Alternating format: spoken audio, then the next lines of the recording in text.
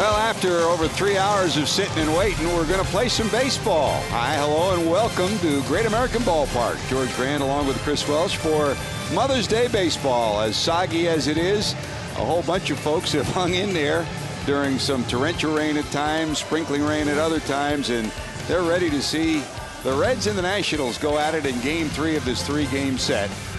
Dusty Baker and the Reds trying to end the brief 3-game homestand with a victory before they continue a 20-game and 20-day stretch and head to the road down to Atlanta.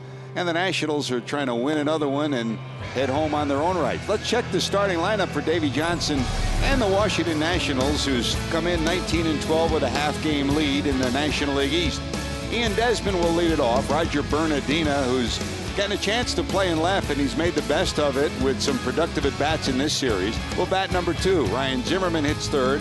Adam LaRoche, among the league leaders in 6 offensive categories, will hit in the cleanup spot.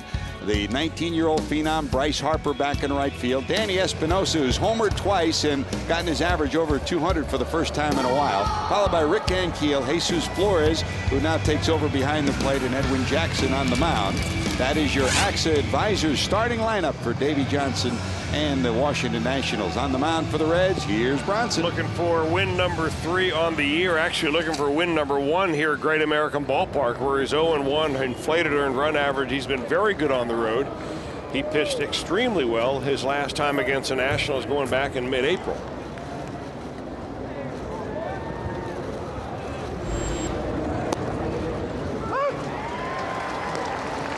A looping breaking ball drops in there for strike number 1 as Ian Desmond steps in. 3 hits in the series and even 300 for the series. Got his average up over 250 to 257. Got some power, got some speed.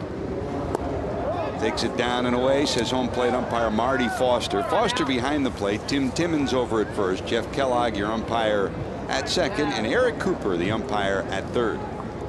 Bronson trying to win his third. He comes in 2-1 with an ERA that has been dropping as he has pitched well for the Reds. And Chris, I guess on a day when you have a 3-hour and 36-minute rain delay, of all the Reds pitchers, this is the guy that can handle it better than anybody. You're probably right about that. I mean, he's probably an expert at hanging out, but also he's an expert at being able to focus his energy and hanging and making sure that he doesn't expend that energy mentally anyway, because that's where you get tired during a rain delay. Not physically, but you're emotionally spent if you worry about whether the rain's going to stop, when you're going to start the game, what the window opportunity is.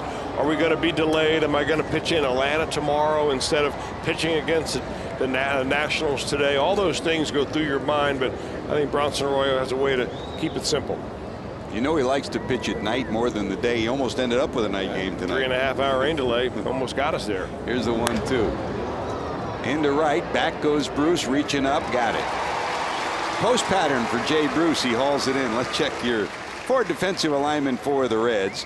And the Reds have some Gold Glove caliber in the outfield. Chris Heisey will get the start over in left. Drew Stubbs in center. Jay Bruce over in right. Todd Frazier for Scott Rowland, who's on the disabled list with his recurring shoulder difficulties. Valdez will get the start at short as Zach Cozart gets the afternoon-evening off. Phillips and Votto, Gold Gloves on the right. And Ryan Hannigan back behind the plate catching Bronson Arroyo. That's your forward defensive alignment. The Reds third in the league defensively. They've committed only 17 miscues. Arroyo, can he get it there in time? No, it'll be a base hit.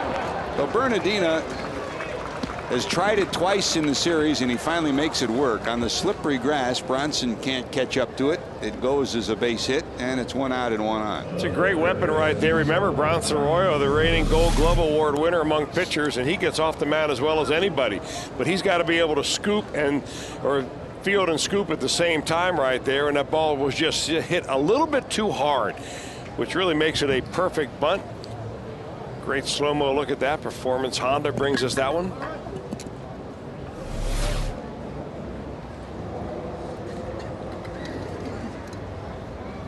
So Bernardino, who has 3 stolen bases, 1 of them in this series. Arroyo's been good in that department. He's only allowed 3 on the year. They've thrown out 1. That would be Ryan Hannigan, of course, his personal catcher. Last year he only gave up 9 all year long. And Hannigan, as usual, over 40%. He's thrown out 43% of those that have tried to steal against the Reds. Well, he's working this year. Hannigan is with with guys that have had a pretty good run of it. That with the exception of Matt Latos. Latos still big guy, long delivery, a little bit more delivery to the plate. But Cueto and Arroyo, these other guys that he catches consistently, they are very tough to get good leads and run on. Hey, Chris, the philosophy of this game, we wait 3 hours and 36 minutes. And there still is rain in the area, so you figure both Dusty Baker and Davey Johnson want to get on the board early. Well, they do, yeah. I'm not so sure you play for a short game, but you want to get on the game early. You want to get on the board early because it's traditionally shown that whoever scores first usually ends up winning. You go back to 1900, it's remarkable how the team that scores first has the upper hand almost all the time. Jesse Jackson, how was it in 1900? It was, huh? Jesse's been here that long, hasn't he? Sometimes he acts like it. 1 ball to the third baseman, Ryan Zimmerman. Maybe longer than that with all the artifacts from Pompeii that he has in his trunk. Jim Day keeps him supplied. Big lead down there for Bernardino. Even bigger now. And maybe expect him to go in this at bat somewhere. Zimmerman in at 247. Of all the batters in this lineup, he's had the best overall success. 346 against Bronson, 9 for 26 in his career. Ryan bothered again by a series of injuries. That's the only thing that sidetracked him from being exceptional game in and game out. Most recent injury, a strained right shoulder, back off the disabled list this past week. Solid player, good leader. That becomes even more critical for this Nationals club with all the injuries that they've had. Most recent to go out, Jason Worth, their right fielder. They helped to get Michael Morse back. He'll be playing left field instead of first base when he does come back, but they hope to get him back at least a DH against the American League teams next month. 1 ball, 2 strikes.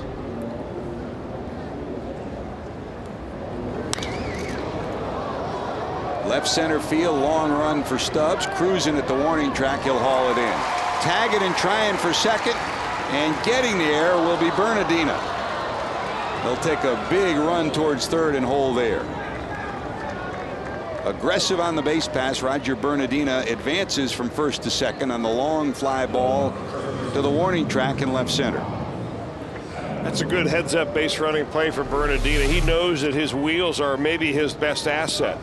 And when you get the center fielder going away from home plate, catching that ball on the run, he's going to see that ahead of him and take a shot at it. Now, if that throw had come in strong right at the bag, he would still have had time to turn around and go back.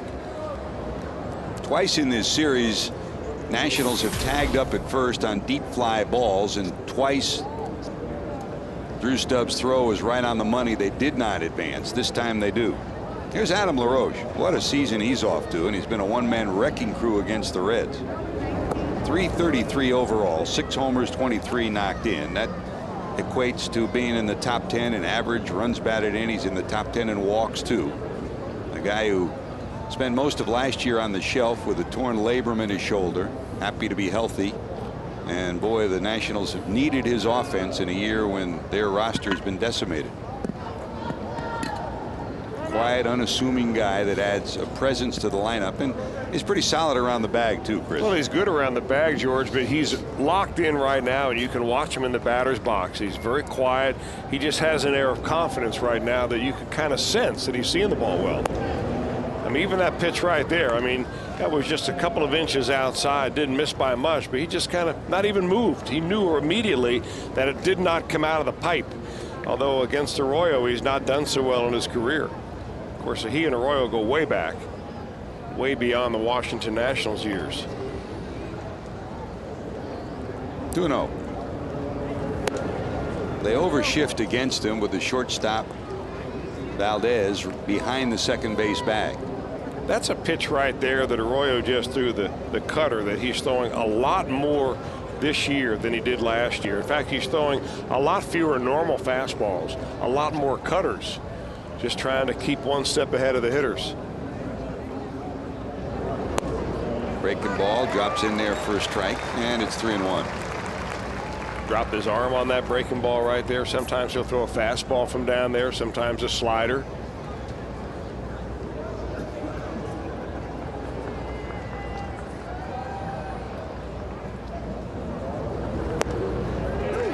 Battles back to a full count, 3-2. Backdoor breaking ball. Nice pitch there. You say it about some pitchers, and this guy's probably at the top of the list. He'll pitch backwards. When you expect a fastball, they'll give you a breaking ball. Not afraid to throw any pitch at any time, or for that matter, from any angle. Well, it gives hope to kids that don't throw hard. I mean, if you top out in the mid-80s nowadays, you may have a hard time getting signed. But here he is winning big league games. That's looped to left, in the seats and out of play. Just goes to show you, if you continue to nurture your off-speed stuff and you have a belief in your stuff and you not afraid to attack the strike zone, when you say that a pitcher should be aggressive, that doesn't mean you rear back and try to throw it as hard as you can down the middle. That's not what aggressive is. Aggressive is attacking the strike zone with every one of your weapons. And for Bronson Arroyo, that's at least 5 different pitches. 5 that we know about, maybe 3 more that he makes up on the fly. On the fly. Full count again with 2 away. He got him. How about that for bouncing back? Bronson gets Adam LaRoche to close it out with the runner in scoring position. Stubbs, Heisey, Votto due up next. Cincinnati Reds baseball on this Mom's Day on Fox Sports Ohio, being brought to you by the 2012 Ford F-150 Motor Trend Truck of the Year. By Cincinnati USA. Let us be your travel guide to Cincinnati USA. Visit CincinnatiUSA.com. And by Skyline. Game time is Skyline time. Stop by your favorite Skyline chili today. Now, rain or no rain, the concession stands were busy today here at Great American Ballpark. And now they're finally going to get a chance to see some baseball. Let's check our AXA Advisors starting lineup for Dusty Baker and the Reds. Drew Stubbs back in the leadoff spot with Zach Cozart getting the start of this one off. Heisey in the number 2 spot, followed by Joey Votto. Brandon Phillips, Jay Bruce will hit behind him. Frazier back at 3rd. Hannigan behind the plate hits in the 7th spot. Wilson Valdez, the shortstop, will hit 8th, and Bronson Arroyo, good hitting pitcher, in the number 9 spot. Reds have seen this guy's act before. Edwin Jackson is tough. Well, he's been all over the place. This right-hander has been around a lot, even though he's only 28 years old. He broke in with the Dodgers. In 2008, he's been with the Tampa Bay Rays, Detroit, Arizona, a couple of years with the White Sox. Last year, split time with the White Sox and the St. Louis Cardinals. That's where the Reds saw him most of all last year. And they didn't like what they saw this year. He went 9 innings of one-run baseball against them, pitched maybe the best game that we've seen yet pitched against the Reds. A complete game victory. There's a breaking ball down and away, swing and a miss for a strike, and it's 1-2. 3 years with the Dodgers, 3 years with Tampa Bay, then brief stops with Detroit, Arizona, the White Sox, and of course he made it to the postseason with the Cardinals last year. 1 ball, 2 strikes to Drews in at 248. And Chris, all winter long, you wondered where some of the names that were free agents would wind up, and this guy was one of the last to sign. Edwin Jackson didn't sign till February with Washington. 1 hopper down to 2nd. Stubbs retired, 1 away. Here's your Ford defensive alignment for the Washington Nationals. The Reds come in 3rd in the league defensively. The Nationals are 6th with 20 miscues. Bernardina, Ankiel, and Harper in the outfield. Ankiel and Harper, brilliant arms. Zimmerman, Gold Glove caliber at 3rd. Desmond and Espinosa, very athletic at the double play combo. And good soft hands over at 1st with Adam LaRoche. Jesus Flores takes over behind the plate in your Ford defensive alignment. Wilson Ramos injured yesterday. If you weren't with us, he twisted his knee, his right knee. It turned out to be an ACL tear. He is gone for the season. That's too bad. It sure is. He's a fine young man. He's worked so hard after coming from Minnesota over here, getting a chance to start. And we wish him only the best and a quick recovery. What that means as far as the Reds are concerned is that Jesus Flores probably is a better catch and throw guy. Very solid behind the plate. So the running game can be better controlled with this guy behind the plate. Jesus Flores has thrown out 3 of 5 on the season. Here's Chris. Heisey in at 212, no homers, 5 knocked in. Well, after the Reds won in 2010 and looked at 2011, what they had hoped for was offensive output from left field and 3rd base, and they're still looking for it in 2012. Swing and a miss in the dirt. They'll throw down to 1st. Heisey retired, so strikeout number 1 on the 2-3 put out. And Chris, I think as we head towards the second third of the season, the Reds are still looking for somebody to step up offensively in left, and they're looking for some offense from third. Well, you know, and either one of those positions, I think the Reds at the very beginning of the year figured that they had their cleanup hitter there.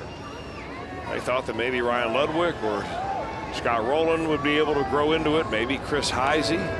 Dusty Baker's always been a believer of trying to break up the left-handers in the lineup. We talked about that the other night, George. And you know, some managers care about that, some don't. And when you only have two lefties on your team, like the Reds do, other than Mike Costanzo that they just got up in the minor leagues, that's a factor. Deep to left, going back, looking up. It's going to be gone. That's the way to get the Reds rolling after the 3.5-hour rain delay. Joey Votto clubs his third home run, 19th run batted in. And in spite of everything that's going on, he's continued to deliver. That gets the soggy crowd on their feet. And the Reds lead it 1-0. Now that ball was struck very well by Joey Votto. Fastball pretty much right down the can. And he just takes it the other way, keeps his hands inside. That's one thing about this ballpark. It gives a lot of hitters power, home run power to every field out there. And of course, Votto very strong anyway, but makes it a dangerous place to get a pitch up like that by Edwin Jackson. And the Reds now have already gotten as many runs as they got off Jackson in 9 innings last time he faced him. And Chris, we talked a little the last couple of days about the use of video, how the best hitters are using it and people use it for defense. I mean, Joey Votto went back to school. He was 0 for 8 against Jackson prior to today's ball game. And after being whitewashed by him last time, he looked at video, looked at his approach. In fact, he and Scott Rowland, you know, Rowland's not in the lineup anymore. It's like he's an assistant hitting coach, the way they talk baseball together. He went to school and he delivered with that swing. His first hit ever against Jackson, and it's a big one. Reds lead 1-0. Here's Brandon in at 253. Votto's homer, number 3 on the season. And that'll get his average right about to the 300 mark. He came in at 296. Brandon at 253, a couple of homers and 11 knocked in.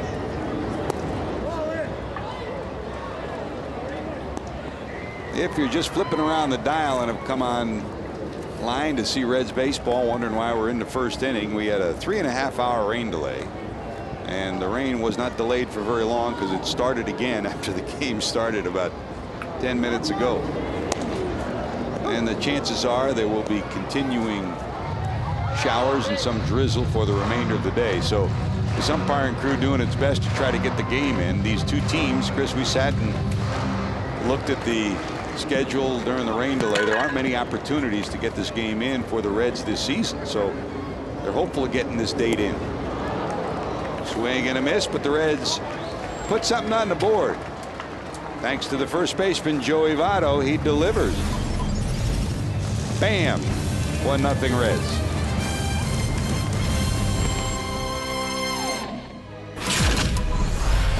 Time for our Elk and Elk storylines, brought to you by Elk and Elk, serious lawyers for serious injuries. Some surprises, you bet. Orioles in the American League East, Nationals in the National League. And how about Don Mattingly, Kemp in the Dodgers in the National League West, 22-11. Our storylines brought to you by Elk and Elk, serious lawyers for serious injuries. Bronson back to the mound. We go to the second. Here's Bryce Harper in at 213. No homers, 3 knocked in. The 19-year-old slapped this one foul, and he's in a hole. That's the way it's been most of this series. The Reds pitchers have gotten ahead of him, mostly with breaking balls and pitches out of the zone, and have gotten them out with fastballs up and in. Well, the National guys think that he's just over swinging a little bit. Really, first time in his young major league career he's done that.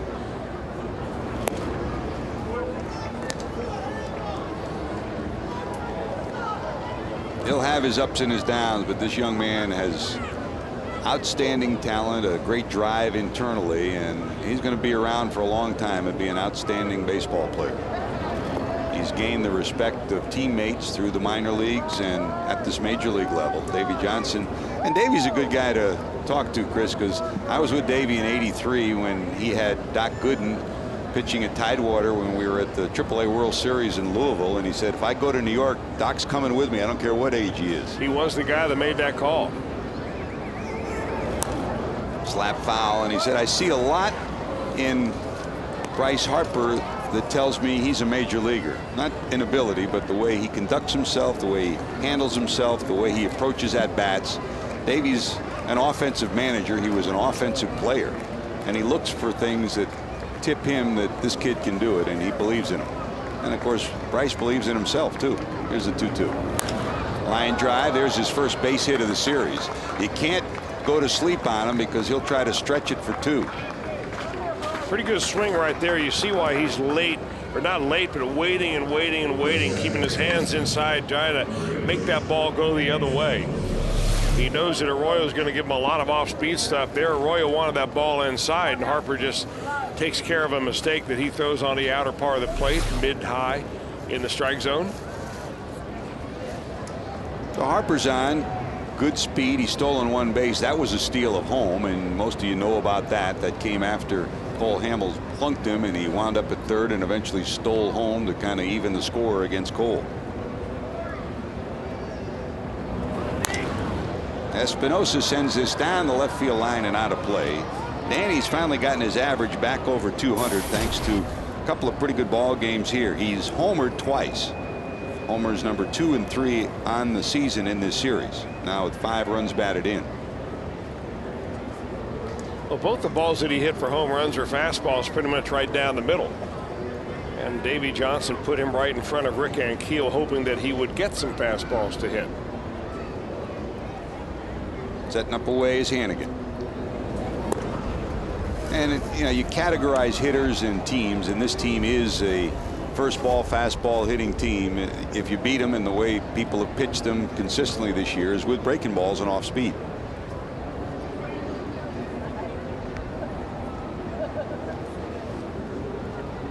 One ball, 1 strike.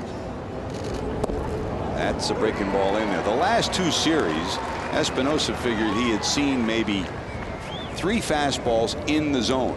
Most of the strikes he saw were breaking balls, and that equated to his average dipping down to 150. He's made good on the fastballs he's seen in this series.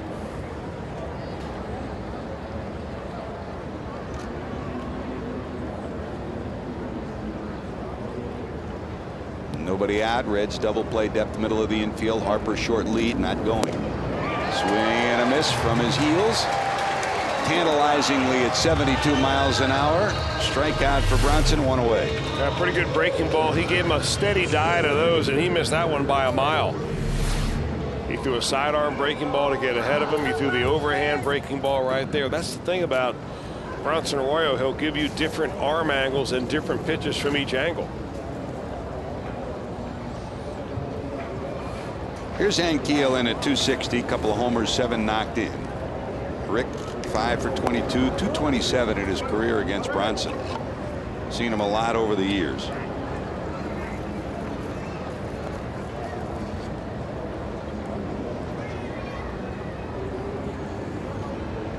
Steps out, takes a look at Bo Porter down in the third base coach's box, then steps back in. Trent Jewett, longtime minor league manager, won over 1,100 games as a minor league operative. Outstanding baseball man. He's the coach down at first for Washington. Just gets the hand in, does Harper.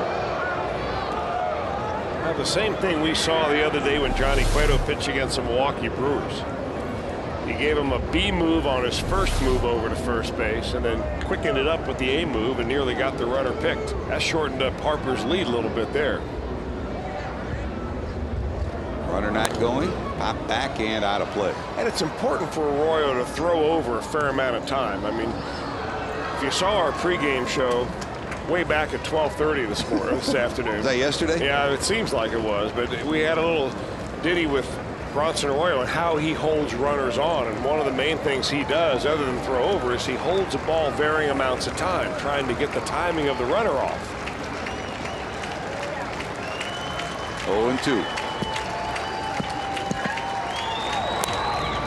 And it's probably more important for Bronson Arroyo to concentrate on that than a lot of other pitchers, because he throws so many slow breaking balls up there. And by the time that ball, that slow 74-mile-an-hour curveball gets to the plate, sometimes it doesn't give your catcher much of a chance to throw a runner out. That's why he has to really concentrate on shortening up the leads.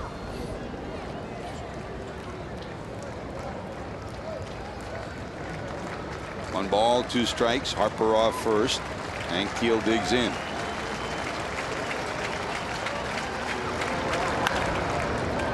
Phillips can't get it under his glove. Rounding second, going to third will be Harper. It'll be first and third. Boy, a game of inches, and it was just inches by Brandon Phillips as he dove to make that stop right here. You almost get used to seeing Phillips make so many plays that anything on the ground to the right side you figure he's going to get to. That ball hit very sharply. Brandon just barely misses that ball, and Harper goes to third base. We've seen the last 2 days, Chris, where the Reds bullpen especially, and Matt Latos yesterday was able to get Ankiel out with fastballs, but up and in. That fastball out a little bit over the plate gives Ankiel a chance to get the bat on. Here's Flores. 1 at bat for Jesus. It came yesterday after he took over for Ramos. Infield double play depth with the runners at first and third.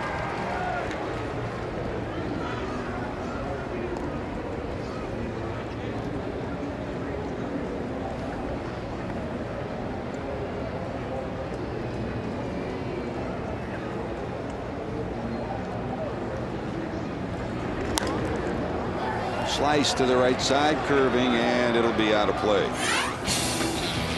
Here's the walking wounded report for Davy Johnson. You know all these guys. Michael Moore's who hit over 300 last year. When he comes back, he was the first baseman. When he comes back, he'll probably be in left. Jason Worth out for 12 weeks with the broken wrist. And Wilson Ramos torn ACL last night. Those are 3 of the major guys, but Brad Lidge is out. The closer Drew Storen is out. Mark DeRosa is out. And Chris, we talked to the national Chin-Ming Wang, who's down in the minor leagues, could come back and help in the second half of the season, but he's out as well. So Davies had to dance around his lineup in a similar fashion the way Dusty's had to do with his bullpen, losing 3 major competitors out of the Reds bullpen. Well, right now it's the starting pitching that is keeping these Washington Nationals in first place. I mean, they're a ball club that just pitches and pitches and pitches, especially from the starting spot. 21 wins. They've won 3 in a row. Of course, 2 right here in Cincinnati after taking the last game against the Pittsburgh Pirates. 0-2 to Flores. Breaking ball just misses. When you say quality pitching, you hit the nail on the head, because they have had 26 quality starts in the 33 games they've had. 17 of the last 19. I mean, that's amazing. And the Reds all told about 18 quality starts and 26 out of 33. And dominant quality starts at times too. Here's the 1-2. In the air, left center field. That's going to stay in the park, but tagging and scoring easily will be Harper. And the throw will come into second. So a sacrifice fly from Flores. He'll pick up his 5th run batted in.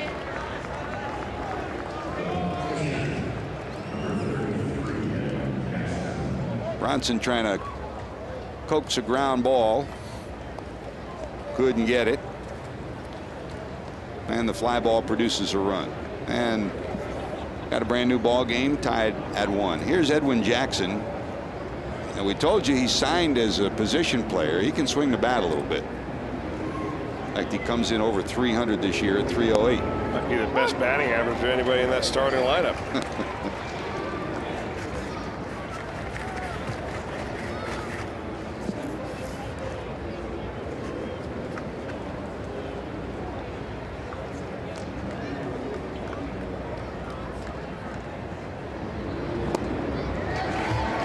Tracks a little bit at 74 miles an hour, swing and a miss, and it's 0-2. Correct myself at second best, only behind Adam LaRoche. A little different though when you start dropping that old Uncle Charlie on him. The old equalizer.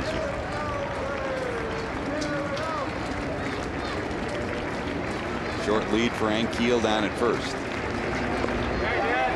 He went around, strikeout for Bronson. That's 3rd strikeout in 2 innings of work. Sacrifice fly knots this one up. Jay Bruce to the plate when we return.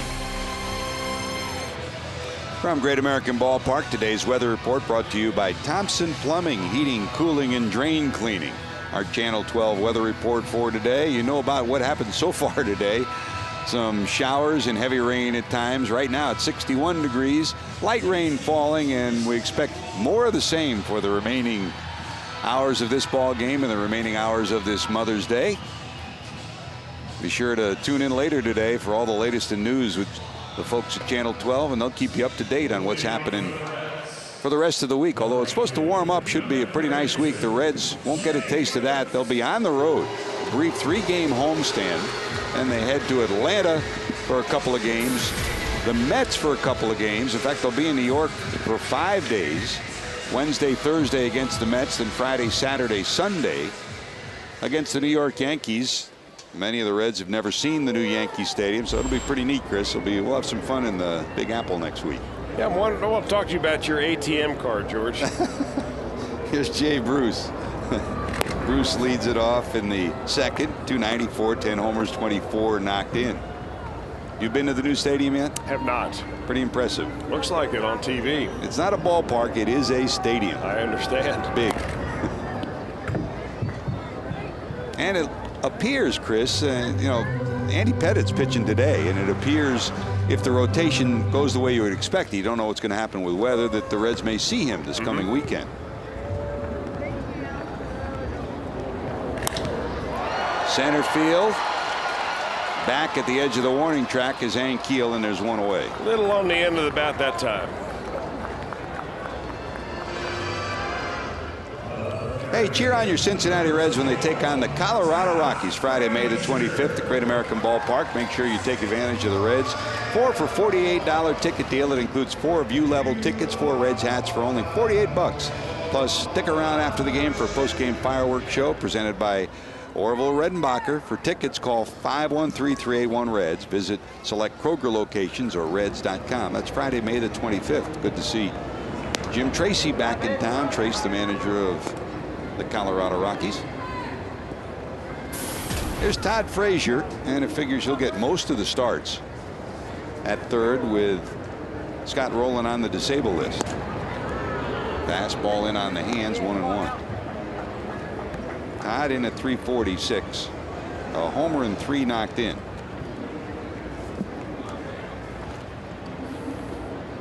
Yesterday, Frazier was 1 for 4 with a base hit. Well, they got him out on strikeouts the first couple of times up. Jordan Zimmerman did really on all sliders. And that obviously is the report on Todd Frazier. Good fastball hitter, still trying to adjust to the breaking ball. And there you see back-to-back breaking balls there, a slow curve, and then he puts them away with a check swing or no check swing slider. It's kind of the same thing that the opposition has done with Chris Heisey. They know that both these young players good on the fastball. They turn on the heater. He gets his hands all ready to let it rip, and he just can't hold that bat back. And Heisey a victim of the breaking ball in the first inning, and Frazier a victim of the breaking ball here in the second. 3 strikeouts for Jackson. The Reds have been victimized twice, and in fact the Nationals have 3 straight games with over 10 strikeouts in a game, and it's been that way for the last week for the Reds. They've been taking a steady dose of punch-outs. In fact, with Jordan Zimmerman's 9 strikeouts in 7 innings last night, that is 18 times in 33 games that the Nationals have averaged 1 strikeout per inning. And that's, of course, the first that leads all of Major League Baseball. Nationals starting pitching is #1 in the league with an ERA of 2.24. The Reds are 10th. And flip that, the Reds are the #1 bullpen in the National League with an ERA of 2.41, and the Nationals are 12th. So their strengths, the Reds bullpen, the National starters. And again to center field, up into the mist. Ankiel peers, and he'll haul it in. 1, 2, 3 go the Reds in the second. To the third, top of the order, Ian Desmond due up. This copyrighted telecast is presented by authority of the Cincinnati Reds and may not be reproduced or retransmitted in any form. And the accounts and descriptions of this game may not be disseminated without the express written consent of the Cincinnati Reds. Hey, right now on FoxSportsOhio.com, Sam Amico says the Cavs will stay the course as they continue to rebuild their team. Plus, you can chat with Hall of Famer, the real McCoy, Hal McCoy, during tonight's game in our Game Connect feature. It's all on FoxSportsOhio.com. There's a rocket into the left field corner. 2 hops to the wall. Ian Desmond rounds first. He'll cruise into second with a 2-base hit. The Desmond will line to right first time up. It's a bullet against the wall in left. And the leadoff hitter's in scoring position here in the third. Well, he gets a first pitch breaking ball that really doesn't do a whole lot right there. Just kind of spins up there. And, you know, it doesn't really look like Arroyo today has a real sharp break on that curveball. That may have been a slider actually at around 77 miles an hour. His curveball was in the lower 70s, high 60s to 70s. So he just kind of spun that baby up there, kind of like a cement mixer. Second double of the series, 10th of the season. Here's Bernardino showing bunt. He bunted his way on for a base hit first time up.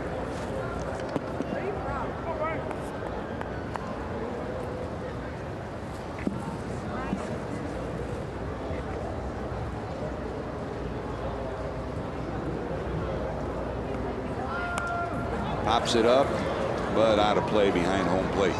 No balls, 2 strikes. Funny, and Chris, you talked about it, you know, relative to pitchers. Sometimes bunting looks tougher than it is, and there are some players who look much more comfortable trying to bunt for a base hit than trying to bunt for a sacrifice. Bernardino is one of those. Well, for the first thing you have to do to be a good bunter is not be afraid of the baseball. You've got to get your head right down there near the bat, the point of contact. It makes it a lot easier to put the bat on the ball when your eyes are close to it. Broken bat, right field corner. That's going to drop, and that'll get the run in. Bruce tracks it down, but it's going to be back-to-back 2-base hits. So Bronson again gets ahead of the count, but can't put a batter away, and Bernardino makes him pay. Roger Bernardino's had Bernardino's been one guy that has been like a sand spur in the boot of Bronson Arroyo ever since he pitched against him for the first time. He is now career, including that double, 7 for 9 against Arroyo. Had a bunt in the first, a double there that drives a run in. Puts the Nationals up by 1. Boy, you make a good pitch like that, you're 0-2. Arroyo makes a good pitch. It got it right in on the thumbs, but Bernardino just strong enough to get it down and into the outfield. Here's Zimmerman, fly ball to center first time up. Still no one out in the third.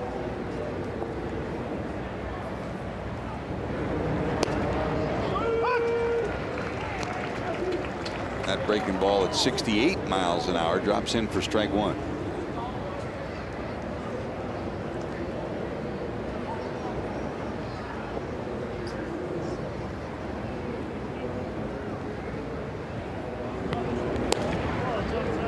Fastball misses outside. 1-1 to another multi-year contracted player. The Reds, of course, signing Brandon Phillips to a 6-year deal, Joey Votto to a 10-year deal. Zimmerman signed a 6-year deal extension earlier this year.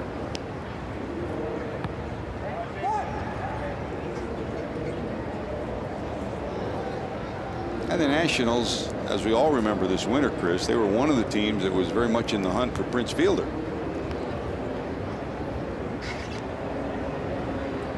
One ball, 1 strike. Waves at it way out in front. Yeah, a lot of people thought that particular interest in Fielder was odd because they already had Adam LaRoche under contract. I think he might be under contract for next year too, maybe it's just an option.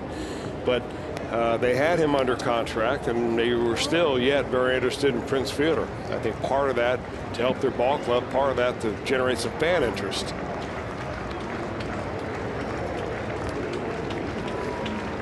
Hannigan rolls through the signs twice. Here's the 1-2.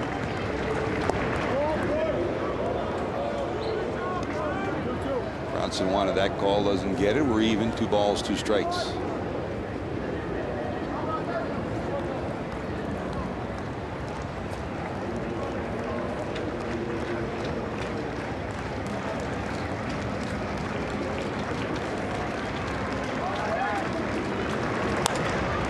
Hit hard down to second. Picked up off the wet dirt by Phillips.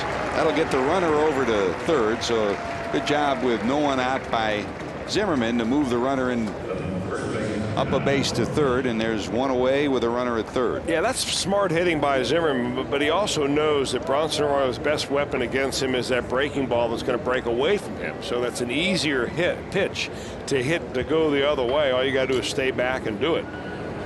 So he gets the runner to third base. If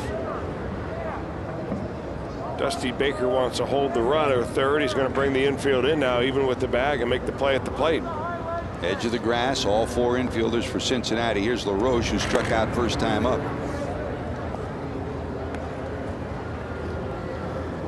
The reality of today is the rain's not going to stop. I mean, there is a possibility, not necessarily a probability, that some heavier rain will move in again later on. So you want to get a lead when you get to the fifth inning. Swing and a miss. 1-1.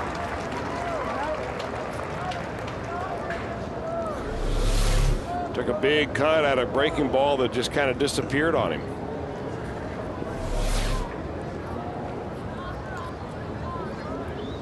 It was LaRoche that got ahead in his last count, 3-0, and Arroyo came back to strike him out to end the first inning.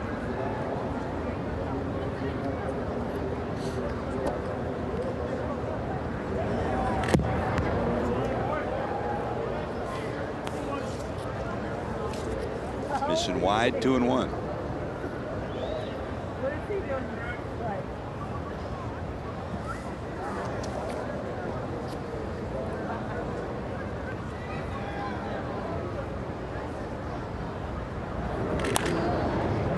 That's looped into the seats down the left field line. 2 balls, 2 strikes. Well, this is where you'd love to get another strikeout of Adam LaRoche. Man on third, 1 out. Fly ball brings him in. Anything through the infield brings him in. They say if you have a 300 hitter up there and you bring the infield in, you effectively make him a 500 hitter. But Arroyo kind of pulled the string on him with a sidearm curveball the first time up to strike him out. See what trick Arroyo has in this at bat.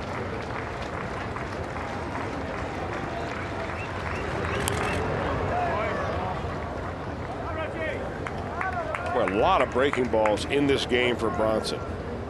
I mean, he's already one of those pitchers in this league that throws among the fewest number of true fastballs of anybody. I mean, he throws less than 29% fastballs. I mean, most major league pitchers average somewhere between 59 and 65%. 2-2. Way out in front, and he gets LaRoche for the second time. Second out in the inning, the infield can drop back.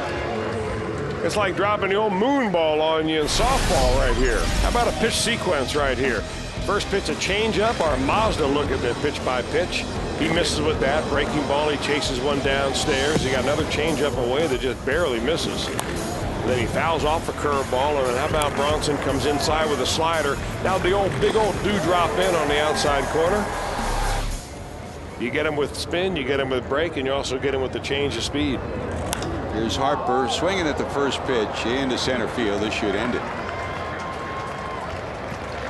Stubbs has it. Damage done. Back-to-back doubles. Nationals take the lead. Bronson due up second when we return.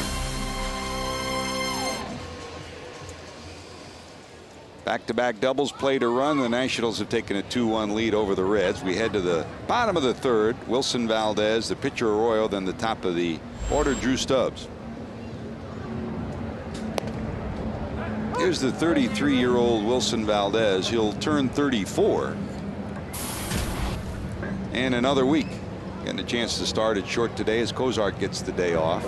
See those eyes peeking around to see where the third baseman and first baseman are. He'll swing away and not drop a bunt down. He's retired for the first out.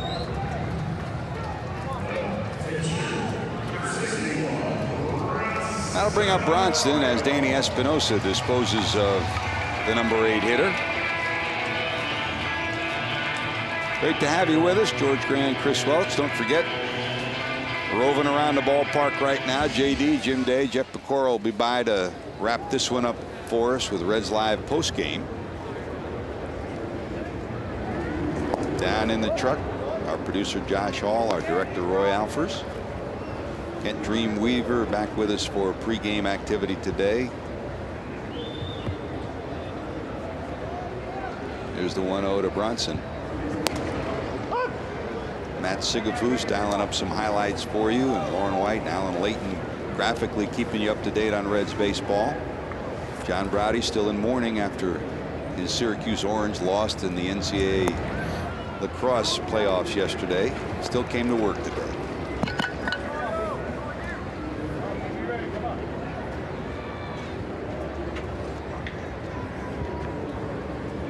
And Jesse Jackson, Chris, is dressed up about as nice as we'll ever see him from Mother's Day. Well, you're not kidding. Sky to the right side. Harper there. He's got it. 2 away as Arroyo flies out. Jesse, you look clean today, man. Ann dressed you up real nice.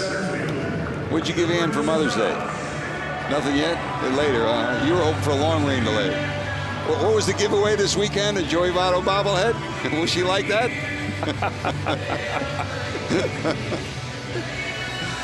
Joel Lucka back with us after his festive party for the kids yesterday. It's a Star Wars party, huh? A success? The house wasn't destroyed. 50-50. Well, some pitchers get worse as the game goes on. For Edwin Jackson, the batting average against really plummets the more times he sees a batter in a ball game. As you saw by that graphic right there, the third time a hitter comes around, he's there batting only 105 against Jackson. Coming off a pretty good outing. Jackson, 7 innings of 3-hit 2-run baseball against the Pirates his last time out. Only 28 years old. You'd think with all the major league stops that he has had since breaking in back in the early 2000s that he'd be more like 33, 34 years old.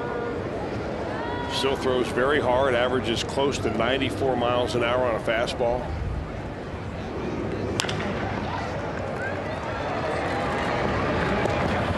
Zimmerman disposes of Stubbs, and the Reds, after the home run by Votto, Jackson has retired 7 straight. Reds trail at 2-1.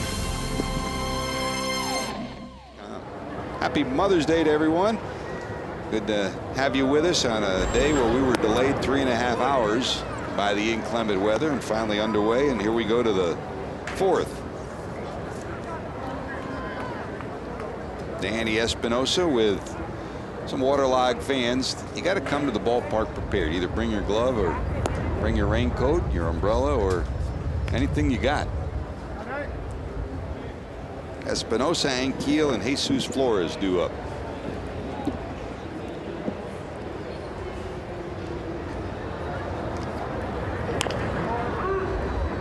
Bounce foul to the right side. 1 ball, 2 strikes to Espinosa, who struck out back in the 2nd.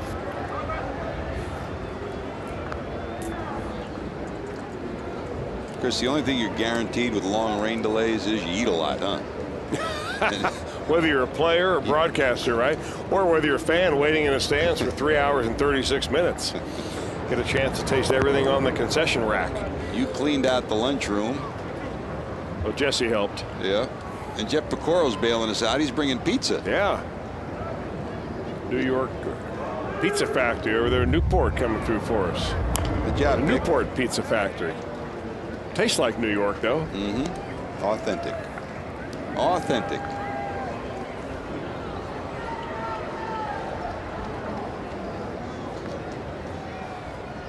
Well, 21 home runs for Espinosa last year. Got off to a slower start this year. Hit 2 in this series, though, and that's what they'd like to see him do a little more of, I'm sure, because even with 21 home runs last year, he hit only 236. Now, I think maybe that 21 home runs is probably his top end, so why swing harder rather than smarter? And he looked like he did right there, learned something from striking out the first time off of Arroyo. And sometimes being a good manager is about intelligence and about ability, but sometimes it's patience. I mean, Dusty Baker talks very often about being patient, getting players, whether they be pitchers or position players, through difficult times, and that's what Davey Johnson's just gone through with Espinosa, who struggled, got his average down under 200, and there's a bullet back through the middle, a base hit. And Ankiel has hit 2 balls right on the button. He's 2 for 2, and there's runners at first and second, nobody out. Well, he got a ball up last time against Ankiel. That time that pitch looked like it was down but out over the plate. 86-mile-an-hour fastball, and it had pretty good sink on it, but it caught a lot of the plate, and Ankiel's a good low ball hitter anyway.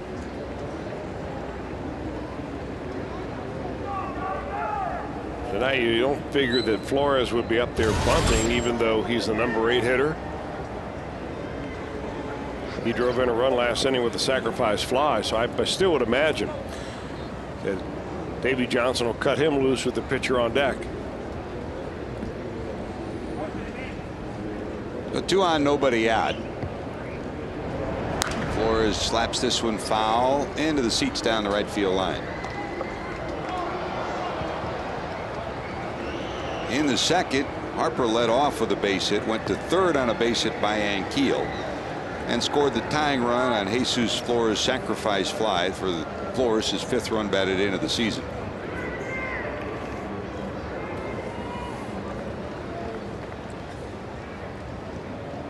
Strike 1 delivery.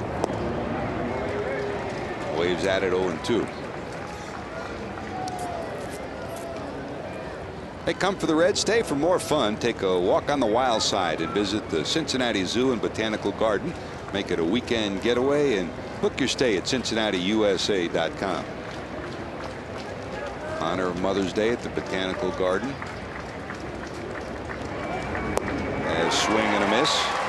And Flores is disposed of. For Bronson Arroyo, that is strikeout number 5. Now that was a key strikeout right there. You got first and second, nobody out. Flores just trying to get a base hit, maybe advance the runners one way or another. Now you got the pitcher spot up, so a good opportunity right here for Bronson Arroyo to pitch his way out of this jam. Infield looking for a bunt. Frazier in, Votto in. Arroyo will be coming right up the middle. Jackson struck out first time up. Fouls it off, strike 1. You know, I know a lot of people have said that that high, hard fastball is the hardest one to try to lay down for a bunt. But I have always thought that another pitch that's difficult to lay down is a real slow curveball. Because not only is it hard to bunt, sometimes a guy will get anxious, he'll jab at it and pop it up, and it also gives your infielders a chance to charge hard on it. I think for good bunters, a breaking ball is an easy pitch to bunt. For bad bunters, it's probably a more difficult pitch to bunt. Maybe one way you find out whether it's a good bunter or a bad bunter, you throw him a curveball.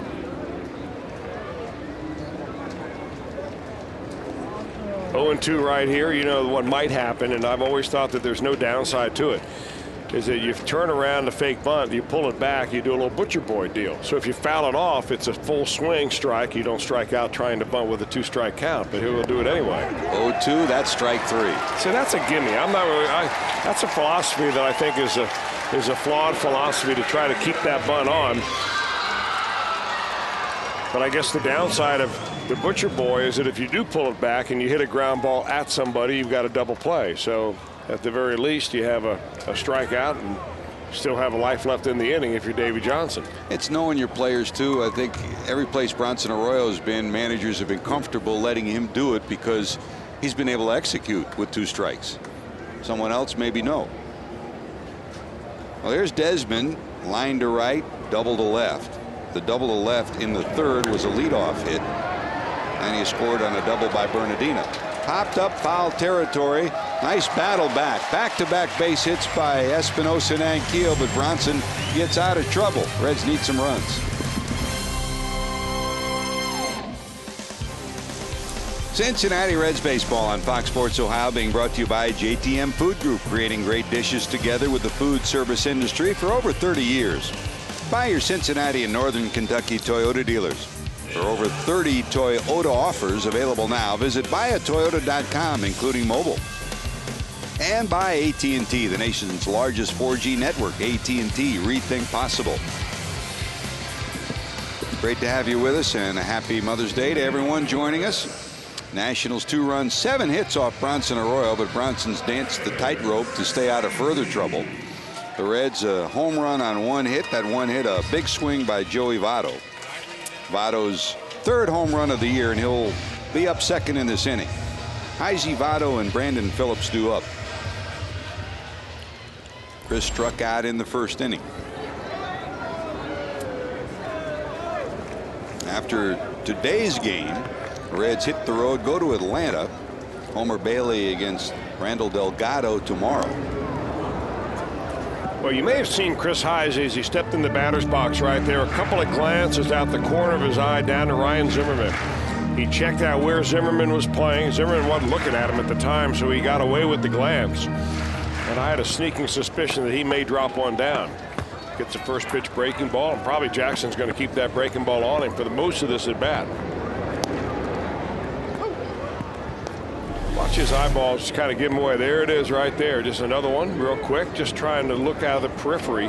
Now, not always does the hitter have to do that. Sometimes he'll work out a signal with the third base coach, where if he hears the third base coach, for instance, clap his hands twice or have some kind of prearranged signal, and that third base coach will indicate to the hitter where the third baseman is playing, whether it's safe or not to drop a bunt down, so that the hitter doesn't give himself away with a little quick glance. Kind of the game within the game. I know where you got that line from. From you? Hondo. Oh, you're right about that. How many times do we hear him say that? Frank Howard. There's a game within the game. And a little vinegar. Yeah. Wheel that lumber. A whole bunch of them for Hondo. Well, he was the greatest. And of course, he's in Washington annals. He was the Capital Punisher. He had nicknames every place he went. The Bengal Bomber. What a great name, the Capital Punisher. Big time home run hitter. And 6'8", about 300 pounds. Boy, he used to lay out some long home runs. He used to wipe out some post-game spreads too, didn't he? Yeah. I remember Brinkman was his roommate when they first came up together, and they roomed together, and Hondo went up to him and said, what we'll do is we'll split it we'll split the room charges at the end of every road trip. And Brinker says, sure. And after a couple of stops, he realized that Hondo was eating 90% of the food, and he was paying half. 2 balls, 2 strikes. Broken bat to short. Desmond will get him by half a step. As he retired one way, here comes Joey Votto. And you know, Chris, I mean, you had Frank Howard as a manager in San Diego, and maybe he wasn't the best manager, maybe he wasn't the best hitting coach, maybe he wasn't the best first base coach, but wherever he was, he made a team better, he made people better, and he got people to perform at the best of their ability. There's no doubt, no doubt. A huge man with a huge heart. You never really know what kind of manager he could have been, because I think everywhere he managed, George, he never really had a team that was on paper good enough to contend. He was always expected to polish something that really was never meant to shine in the first place. As they said, polish a turd. That was his word. I didn't know you were allowed to say that on cable. Here's Joey Votto. Votto delivered a 379-foot home run. His 3rd of the year. That gave the Reds an early 1-0 lead. They trail now 2-1.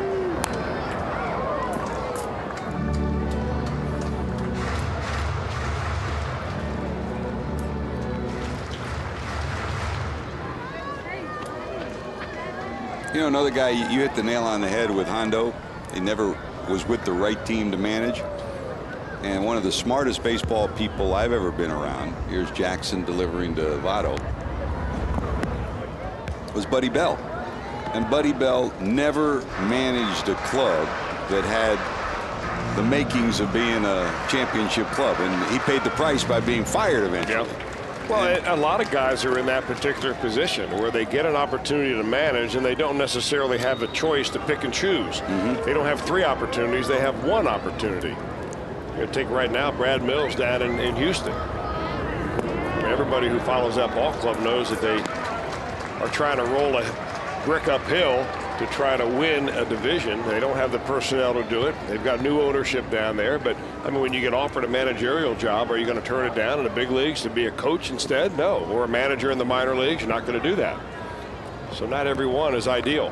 3-2 to Votto. Hit to center, pretty good. Back is Ankiel at the wall. Forget it. That's gone. A 2-home run game for Joey, and the Reds have knotted this one up. Well, when you're struggling for offense, turn it over to number 19.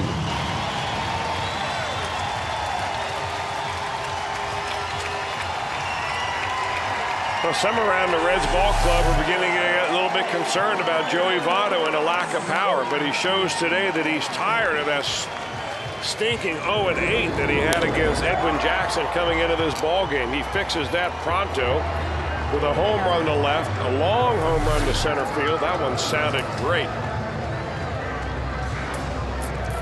That's a long distance special Mother's Day gift to his mom.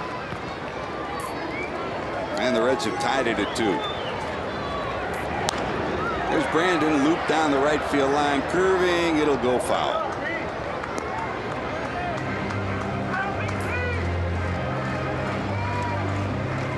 Those that succeed usually have a plan, and number 19 has a plan. If he's successful against somebody, he'll look at video to figure out why he was successful. If he struggled, and we talked about 0 for 8 against Jackson, he'll burn the midnight oil to try to find a pattern.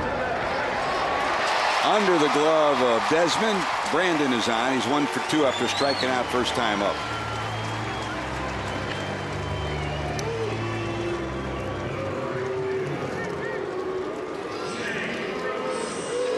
Reds first base coach Billy Hatcher checks in with Phillips. Down at third, Mark Berry as usual manning the lines in third base coach's box.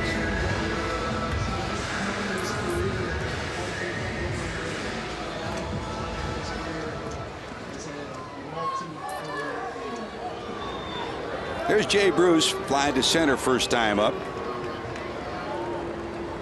Bruce, the Reds leader with 10 home runs on the season. For Votto, he's got 2 today, 4 on the year, and for the 9th time in Joey's career, he's had a 2-home run game.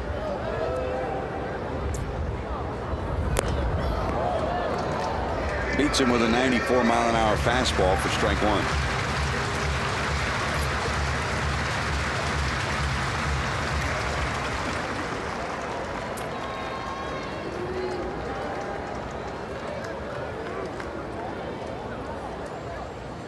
Jackson peers over at first as Phillips inches off the bag. Running game really has not been part of the Reds' arsenal in this first 2 months of the year. Coming into today, the Reds have 16 stolen bases, the Nationals 15. They are last and next to last in the National League in those categories.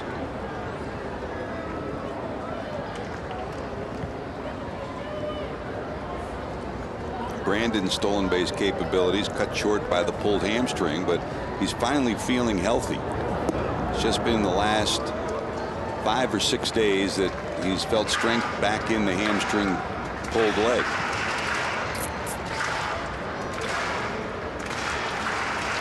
He's even got Adam LaRoche smiling. You know he can lock up Hatcher. He's even got LaRoche smiling.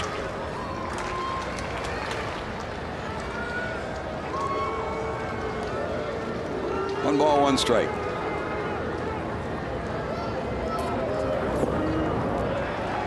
In the dirt, 2-1.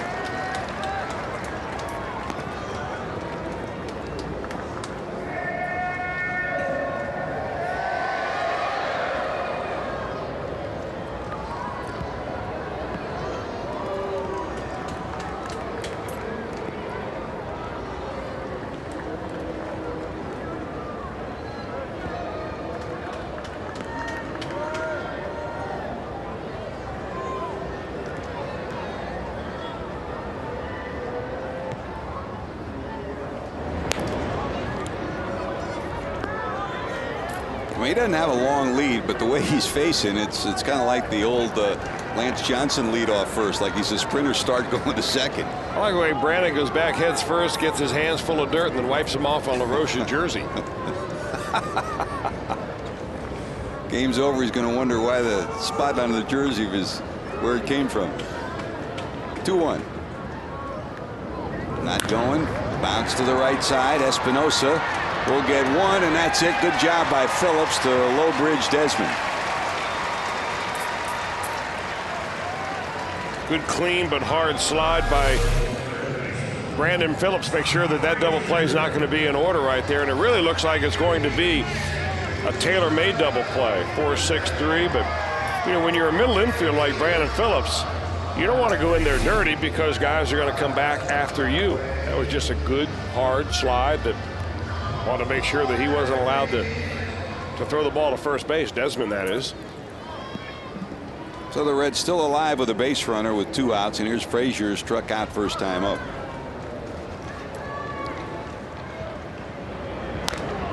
Breaking ball, foul back for strike 1. Miami's defeated the Mets 8-4. Philadelphia over San Diego 3-2. Cubs beat Milwaukee 8-2 in National League activity. Pirates have beaten Houston 3-2. And Atlanta held on to beat the Cardinals 7-4. Lance Lynn taking his first loss of the year.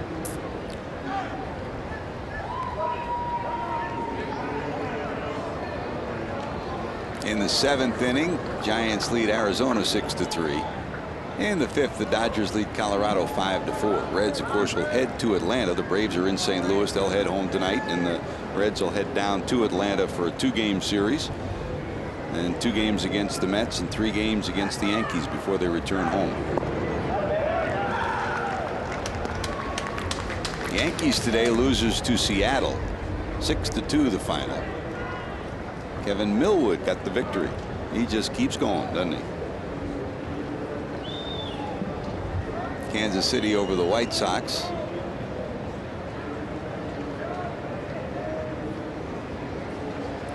To win the final. Toronto losing to Minnesota 4-3. That's bang foul. And the Red Sox beat the Indians the final 12-1. Still underway. Detroit leads Oakland 2-1. They're in the 6th inning.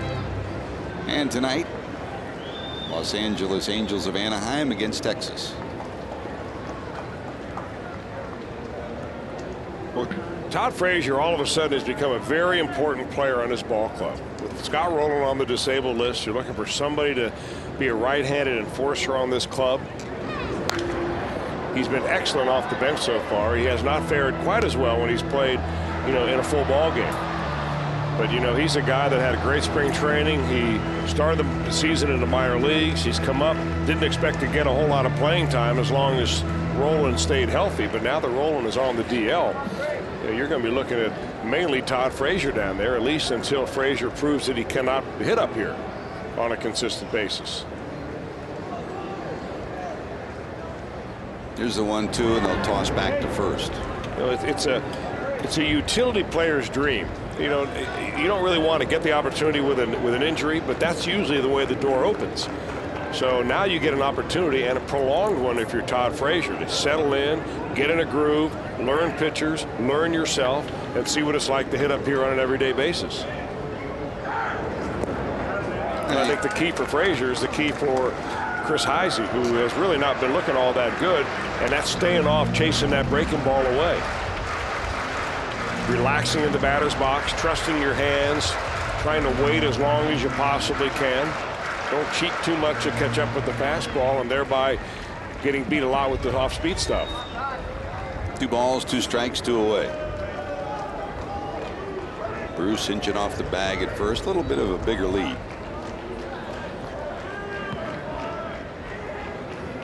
Going. Line towards the alley. But getting there will be Harper. Good first step by Bryce Harper to cut off a potential 2-bagger. But the Reds do some business. Joey Votto, 9th time in his career. First time up, 379 feet worth of homer. Second time up, a big bomb to center field. We're tied at 2.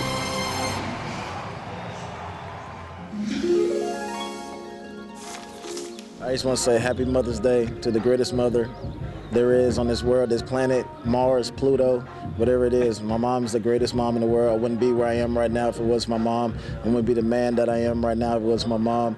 I wouldn't be the athlete that I am right now if it was my mom. And I would not look as good as I look if it wasn't for my mom. Thank you, Mom. I love you. Brandon, you got Mom's smile, that's for sure.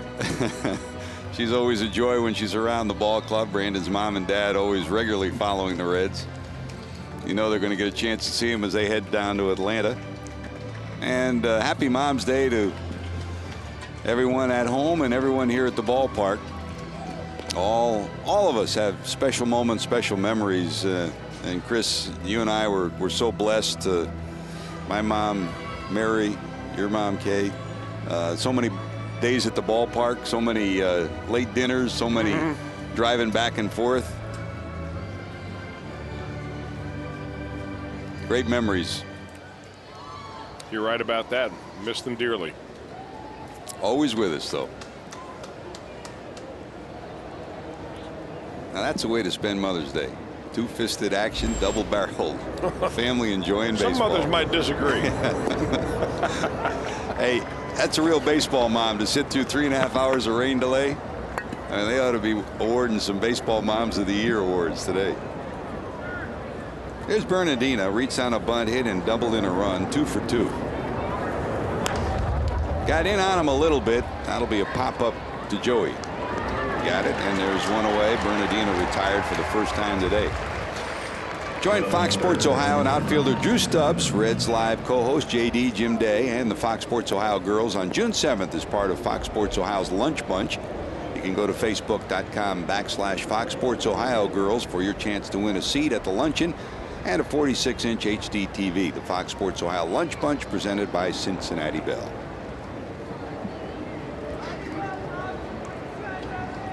Here's Zimmerman, flied to right and bounced to second. In the third inning, Desmond led off with a double. Bernardina, 2 pitches later, drilled another double, and the Nationals took a 2-1 lead with no one out. Zimmerman then grounded a ball to the right side to move the runner to third, and then Bronson Arroyo avoided the bullet. He struck out LaRoche and got Harper to fly out. And here he gets the first 2 outs of the 5th.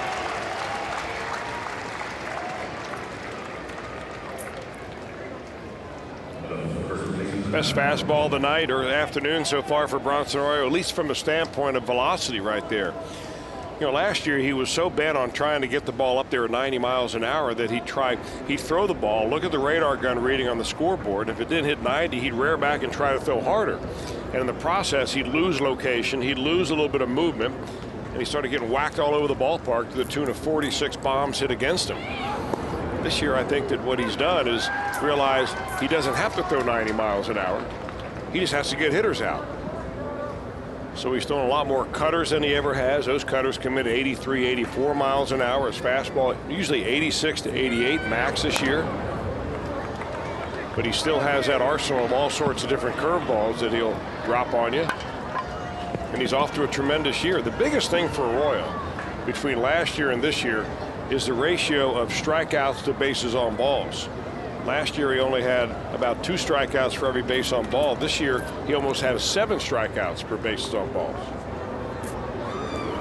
Ahead of LaRoche again, 0-2. He has struck him out twice. And that ratio of almost 7-to-1 is number 1 in baseball.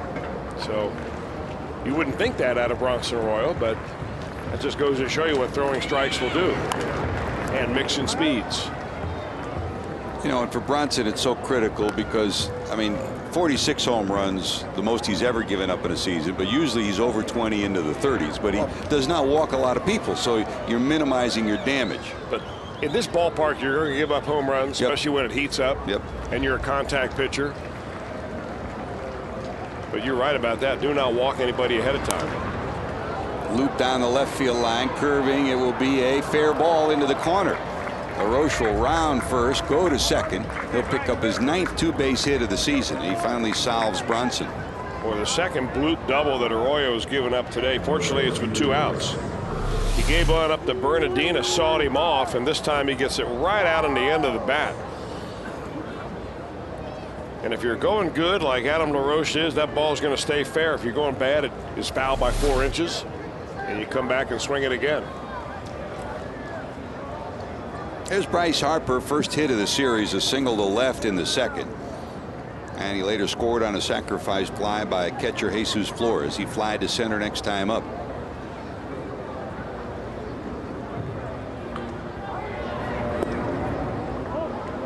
And after watching Bryce Harper as a member of our USA Baseball, our national team, and watching him here, Chris, you can see the energy, the excitement that he can bring to a ball club. You know, and you and I both talked to him. I mean, he never really had a chance to watch Pete Rose play, but he understands the way Pete Rose played the game for the Reds. He's one of those players like Pete that if he's on your team, you love him. He's on the other team, you find a way to dislike him. Well, sometimes you automatically dislike a guy that gets too much hype before he earned it. I mean, everybody on each of these ball clubs, in fact, everybody on the field, with the exception of the umpires, have been sent down at one time or another, have been called in by the manager and said, you're going down the minor leagues, and you eat a little crow in the process. And it's nothing but hype for Bryce Harper so far. And sometimes that's hard for other guys to stomach. You know, they want to see him get his comeuppance a little bit. And he may, you know, before it's all said and done. But I'll tell you, I mean, in a couple of brief conversations I've had with him, I can tell you he's a nice guy. He seems like he's a good teammate. He cares about his team, number one. And he respects the game. And yes, he does. Yep. 1 ball, 2 strikes.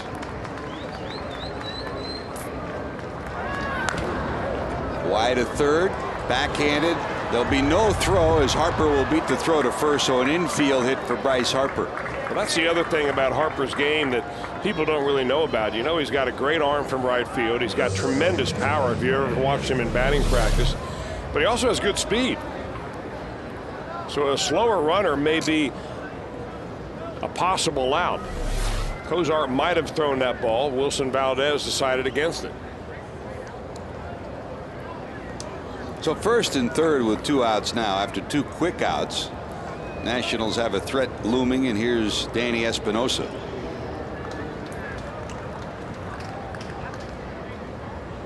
Espinosa struck out first time up, led off the 4th with a base hit.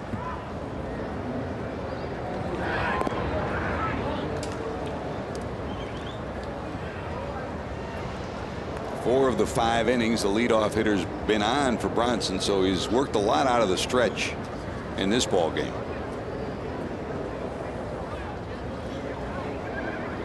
There's the 1-0.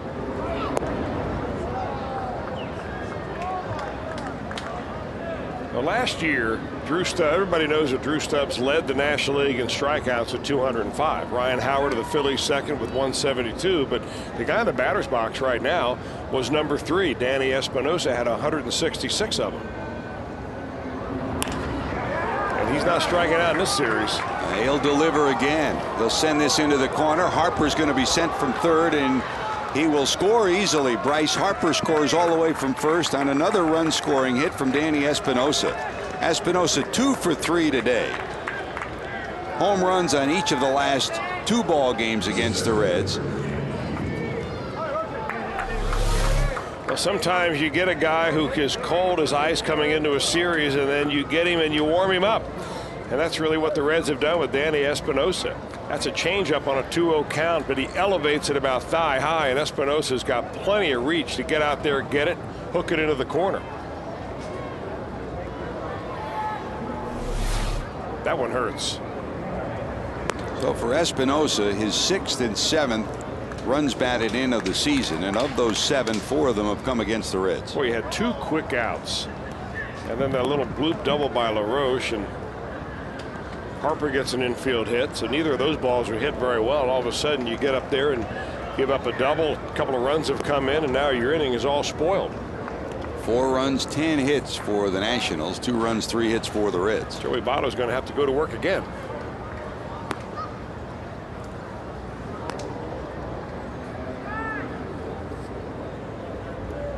Intentional walk to Ankiel. That'll put runners at first and second and bring up Flores again.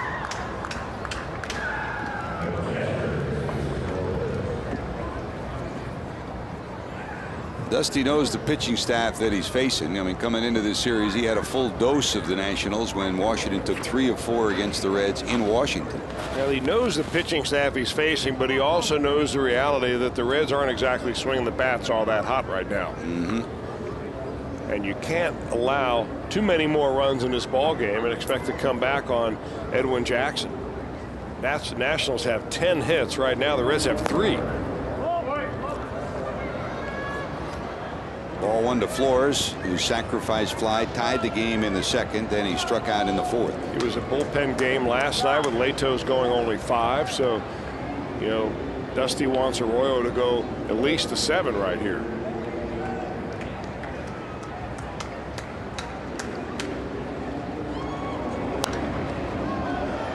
The phone is ringing in the bullpen and somebody's getting up.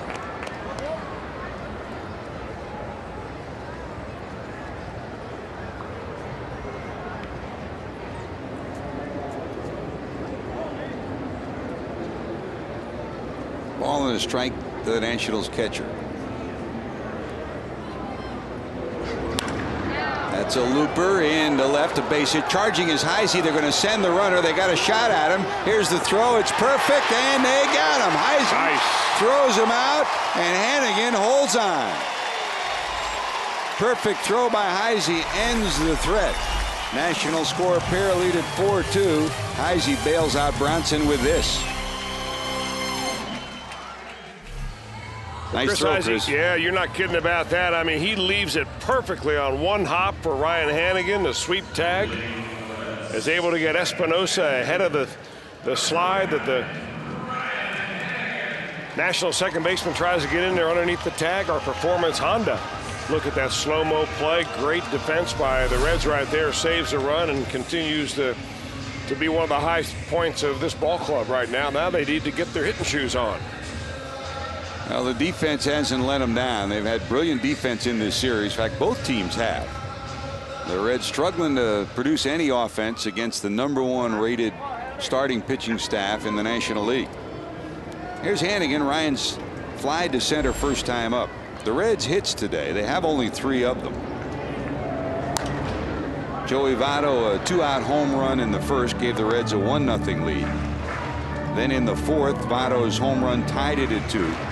9th time in his career he's had a 2-home run game. Votto's homer was followed by a single by Brandon Phillips. That's all the Reds have in terms of base hits so far on this day. Strike 1 to Ryan.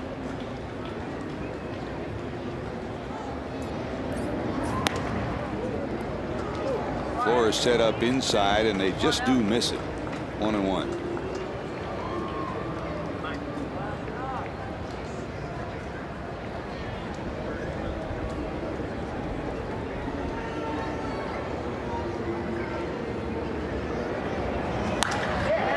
Towards the alley. They're shading him that way, but Ankiel won't get there, and it's a base hit for Hannigan. Hit it right on the button. The Reds have the leadoff hitter on in the 5th. First time they've had the leadoff hitter on today. Well, a good, calm approach always by Ryan Hannigan. Doesn't always drive the ball out of the ballpark, but most oftentimes makes contact and gets a ball that he can handle and does exactly what he normally does with it. I mean, you watch him take batting practice, that's where he hits the ball. From that gap to the left center field gap, and really not a whole lot else. Here's Wilson Valdez, bounced out to second first time up, with the pitcher Arroyo due to follow.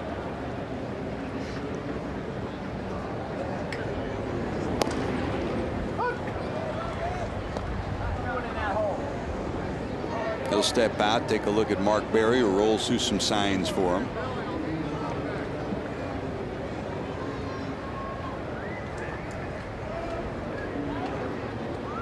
Wilson, 33 years old. He'll turn 34 later this month. 5 different major league teams. Last couple of years he's been with the Phillies. Originally made it to the major leagues with the White Sox back in 2004 after signing 15 years ago, 1997, out of the Dominican. Then with Seattle, San Diego, the Dodgers, the Mets, and the last 2 years with the Phillies.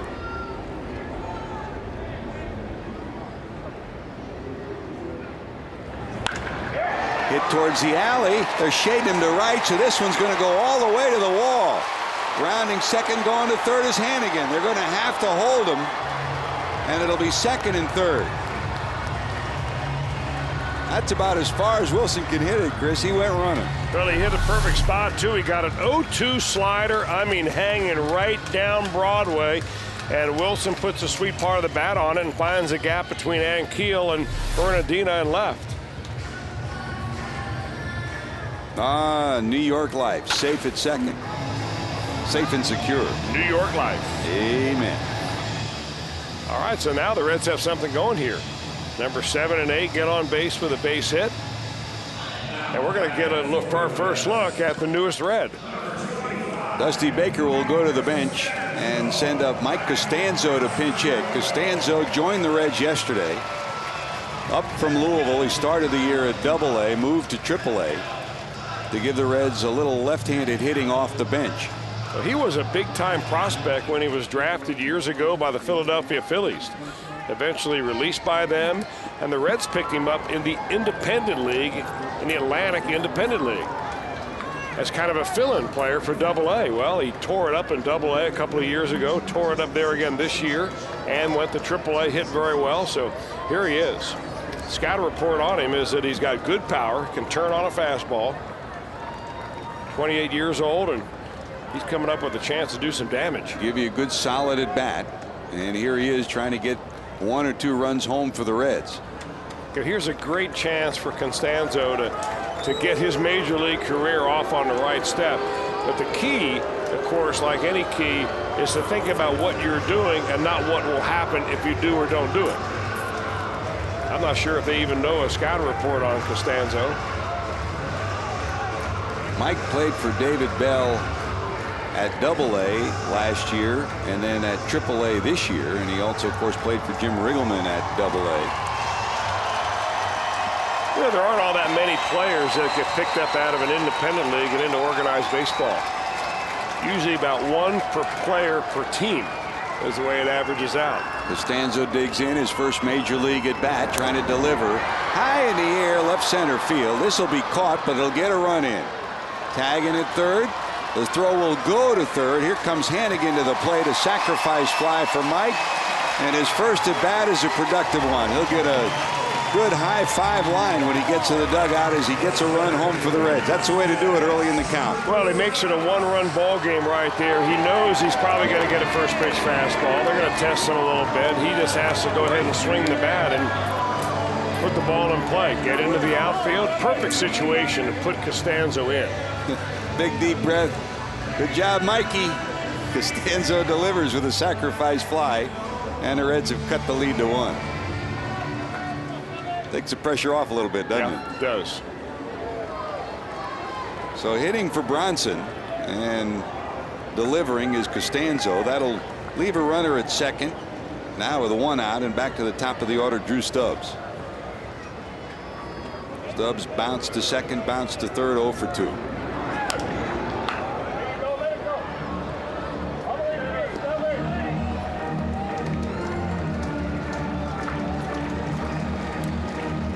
Oh, you talk about the bus rides, the in the game, out of the game in independent baseball. Will I ever get there? You're here, Mike, and you delivered. Well, when you're a fairly high round draft pick and then you end up a few years later in independent ball, that means nobody else wants you, and you hit rock bottom right there. And then you reevaluate maybe the things that you think are important, how you go about playing the game. Maybe you have a little attitude adjustment along the way, and all of a sudden the team gives you another shot like the Reds did. You do that, you can go talk to the hitting coach, can't you?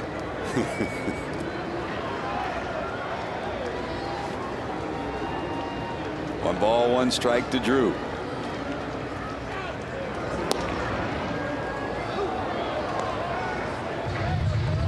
Espinosa trying to keep Valdez as close as he can to second. He represents the tying run for the Reds. I just can't believe the arms the Nationals are running out there. Gio Gonzalez the other night, 94-95. Last night, Jordan Zimmerman, 93-94.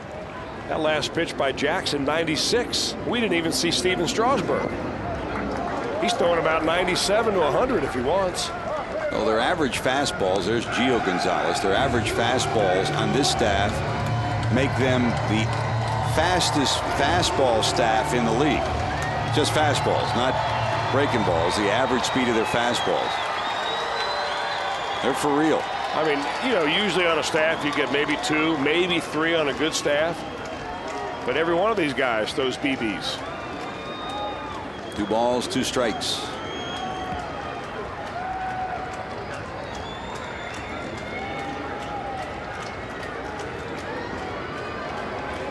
Valdez trying to get every inch of his lead. Good solid base runner is Wilson Valdez. He'll take a great secondary lead. He's got one guy paying attention to him out there. Espinosa not all that far off from second base. Trying to keep him close so he doesn't nab third on him.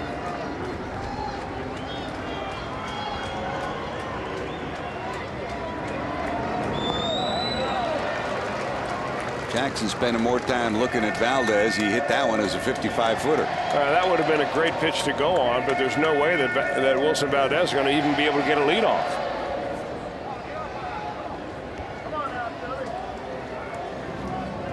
I think that's a good percentage defensive play, or at least alignment by the Nationals. The Reds just scored 1 run on a sacrifice fly. If Valdez can get the third and Drew Stubbs can get the ball in the air, you've got a tie ball game. And you look at the hitting chart for Stubbs. Most of the ground balls he hits are to the left side of the infield, and he's predominantly a fly ball hitter. Especially this year. Full count, 3-2.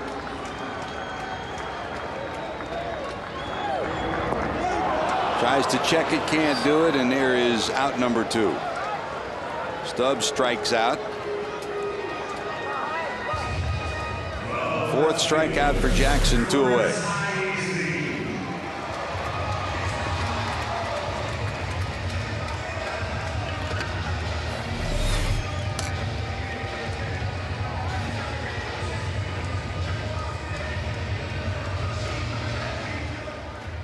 So it'll be up to Heisey to keep the inning alive. Chris 0 for 2, a strikeout and a ground out.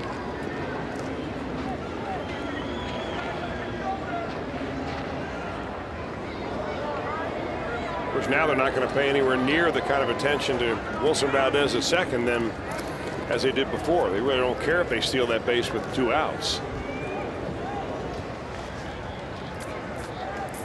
I think with the arms that they have in this outfield, especially Ankiel and Harper, I mean, preventing the steal is part of the equation. The other part is by a step or 2, because this outfield can throw just about anybody out no matter what kind of speed you have. Yeah, they can, but that really applies with 1 out. With 2 outs, you're going to get a good running start on the crack of the bat. And the chance of even a guy like Ankiel or Bryce Harper, as strong-armed as they are, they're probably not going to get a man at home on a wet day, wet turf. A lot of things working against them today. 1 ball, no strikes. There's a strike.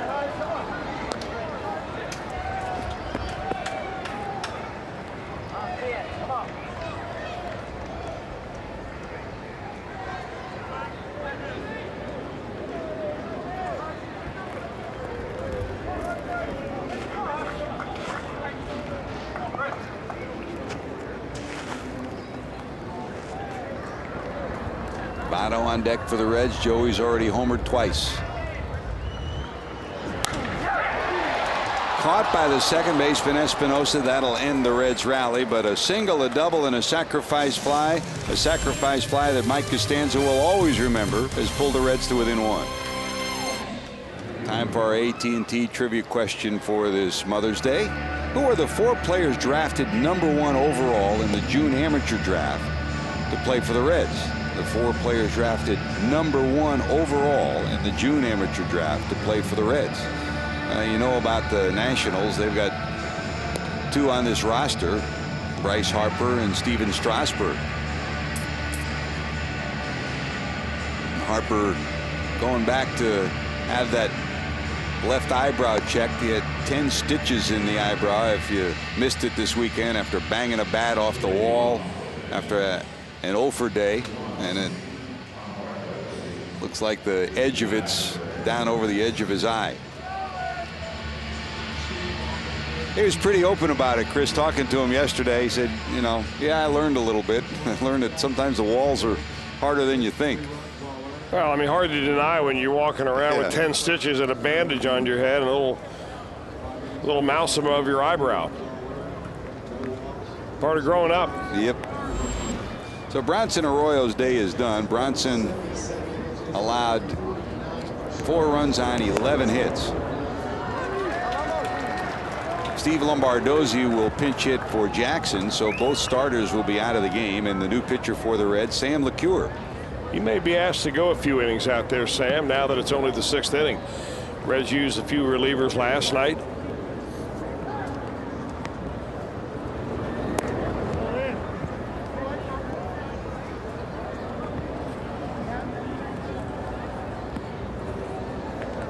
Trying to keep it where it is the University of Texas product out of Missouri, Sam LeCure. He's been solid for the Reds every place you've put him.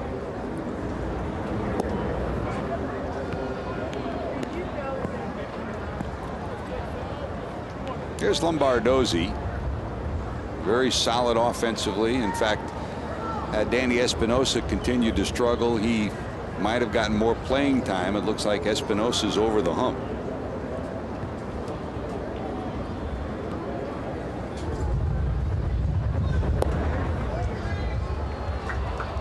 Dad, part of that Twins team of the mid-1970s. Another second baseman, shortstop through the minors, who played second for TK, Tom Kelly. Smart baseball player, good tools, solid offensive player. Pinch hitting for Jackson.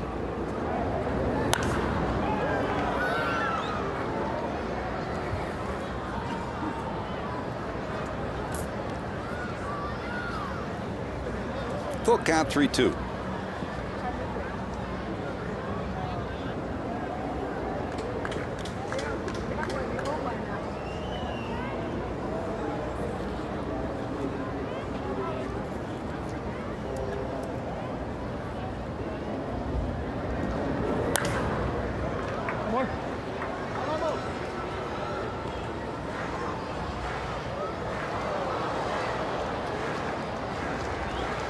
Talk about a team with characters. That Minnesota team of the 70s was a special group with Lombardozzi,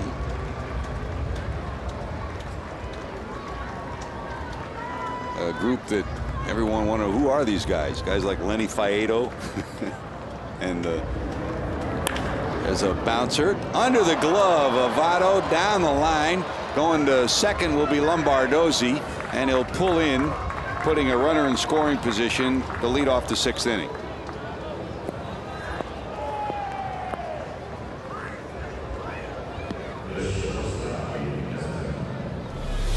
Hit hard by Lombardozzi, but certainly should have been caught by Votto. Got there in time. The ball just got underneath his glove, it looked like.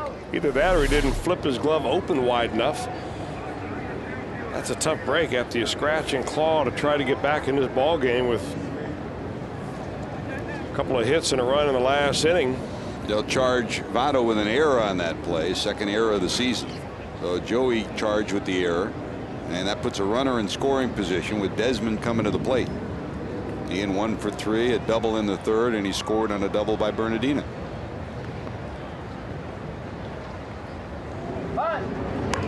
Showing bunt, pops it up. LeCure will have it.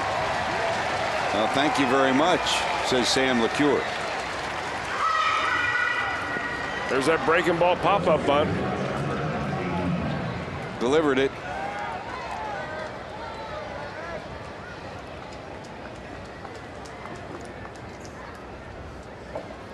And here comes Bernardina. Roger, another 2-hit game for him. Reached on a bunt hit, stranded in the 1st, doubled in a run in the 3rd, and popped up to Votto in the 5th inning.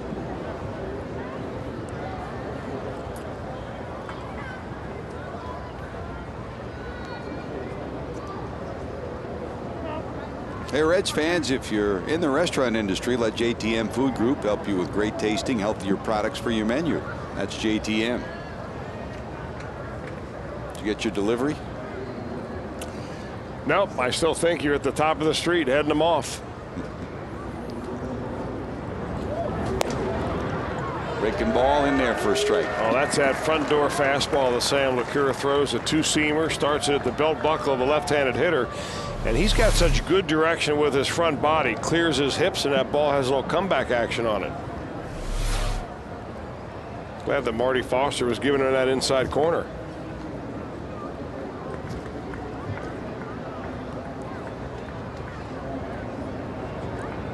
There's the one strike from LeCure. Line to left. Heisey right there, though, and he hauls it in.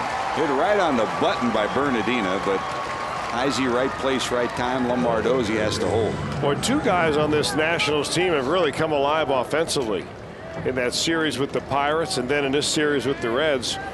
One of them Danny Espinosa, the other Roger Bernardina.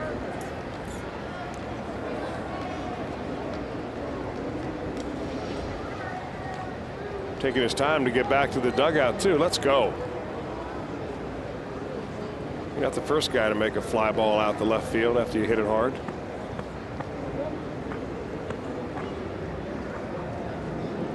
Thanks, Coach.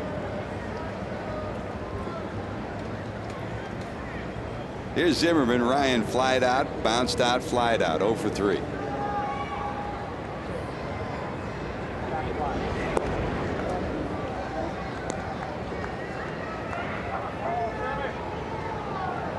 If you're joining us late, we had a 3-hour 36-minute rain delay on this Mother's Day here in Cincinnati. Finally playing some baseball. The Reds took an early 1-0 lead on a Joey Votto homer.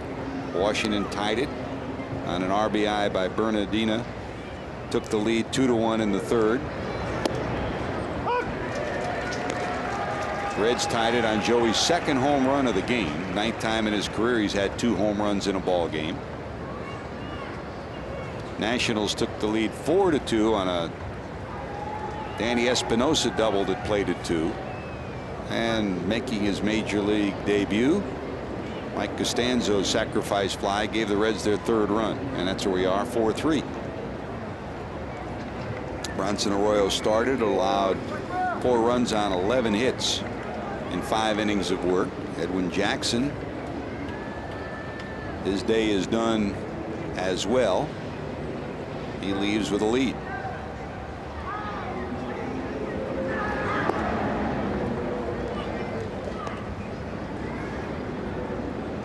The other National League Finals, Atlanta's beaten the Cardinals 7-4.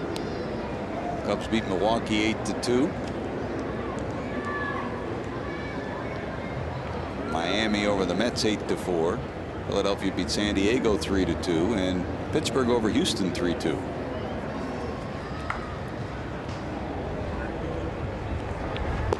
Way wide, and it's 3-1. Now in the 9th, San Francisco leads the Diamondbacks 7-3 in Arizona, and in the 7th, Dodgers lead Colorado 8-5.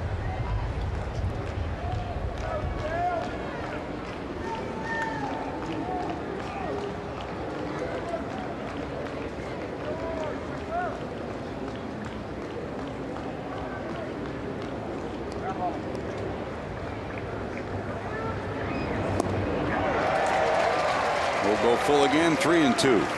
Pretty good slider right there by Sam LeCure. Ryan Zimmerman taking a shot that maybe he's getting a 3-1 fastball, and LeCure painted the corner with that slider. I'd go right back out there.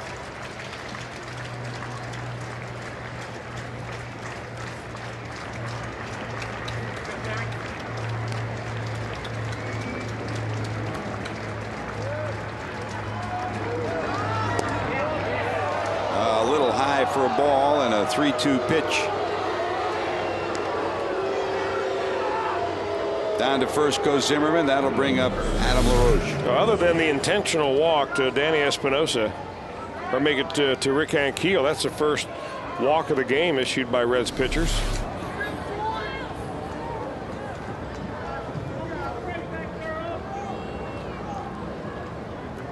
comes LaRoche, who struck out twice against Bronson Arroyo, and then in the 5th, down in an 0-2 count, he hit one off the end of the bat for a double that started that 2-run rally. It was followed by a Bryce Harper single and a double by Espinosa that played it 2.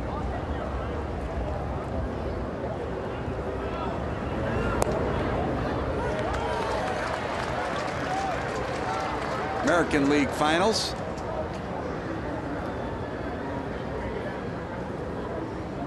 Minnesota beat the Blue Jays 4-3. Boston over the Indians, the final 12-1, and Seattle beat the Yankees 6-2.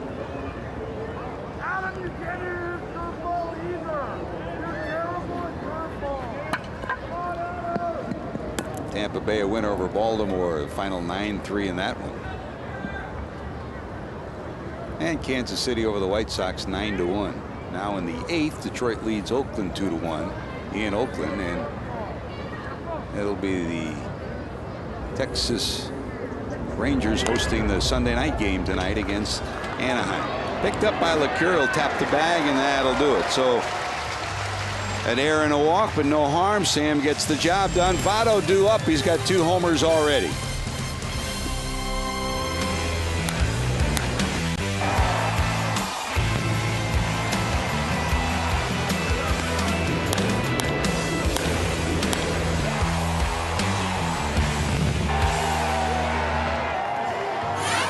Nice job, Matt Sigafus. Ziggy providing the highlights and some musical interlude as well. Joey Votto, good day for him so far. 2 for 2, 9th time in his career 2-home-run ball game. Gives him 4 on the season now, and 20 runs knocked in. Thanks to Mike Costanzo, the Reds now within 1, and here's the former Bucco, Tom Gorzolani.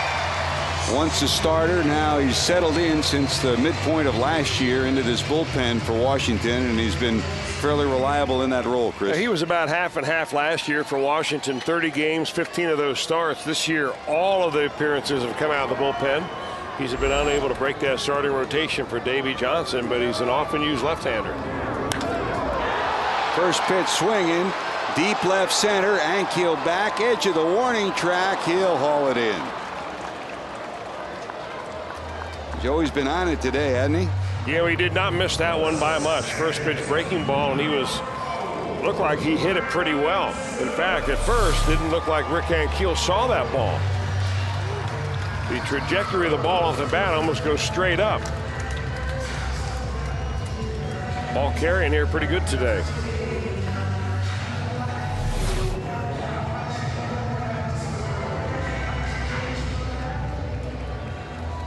Gorzolani, one of those relief pitchers that is oftentimes called on to give more than 1 inning. Here's Brandon. Phillips struck out in single. The Reds have 2 home runs from Joey Votto, a single from Brandon, a single from Ryan Hannigan, and a double from Wilson Valdez. That's the hit total for Cincinnati thus far today. Edwin Jackson went his 5 innings, allowed those 5 hits and 3 runs. Dribble to the right side. Espinosa has it, and Phillips is retired. 2 quick outs. Hey, Sunday on Fox Sports Ohio, join Tom Brokaw for Boys in the Hall, the personal stories of some of baseball's greatest legends. After today's game, it's Philadelphia Phillies Hall of Famer Robin Roberts. Boys in the Hall presented by Subway Restaurants, where winners eat. That's coming up today after Reds Live. And Chris, no doubt about it that Robin was one of our favorites. You had the great good fortune to play for him, and fortunately we both got to know him as an outstanding man, not just a great baseball man. May hang around to watch that one. Yep. That would be well worth it. And if ever there was a guy that talked about a well-located fastball as being your best pitch, was he number 1? Shoot, Robin Roberts used to tell me that he would throw the first 7 innings of a ball game and throw nothing but fastballs, just locating them in and out, up and down. 3rd time through the order, he'd finally break out a breaking ball, and even then, only occasionally. The heart and soul of the pitching staff of that Philadelphia Whiz Kids club. And here was a guy, forget about pitch counts, forget about 4 or 5 man rotation. Wow, 300 innings 6 years in a row. 2 balls, 1 strike. Bruce fouls it off. And never had, you know, the kind of injuries that sideline guys nowadays. And I think what he used to tell me is that he would always stay within himself. Even though he threw a good fastball, he was more concerned about the movement on that ball and where that ball was rather than trying to throw as hard as you can and thereby putting your arm in danger. 2 balls, 2 strikes to Jay Bruce. You know, the other thing that he made mention to me, George, and getting off the track here in a 1-run game, don't want to do it long, but he didn't pitch until he was 16 years old. And, you know, he was one of these guys that didn't necessarily think that when you're 8 years old, you need to go out there and toil for 50 innings a summer. A walk to Jay. And he wasn't a believer in the trick pitches either. Yeah. The tying run on, and here comes Todd Frazier. Frazier struck out, lined out 0 for 2.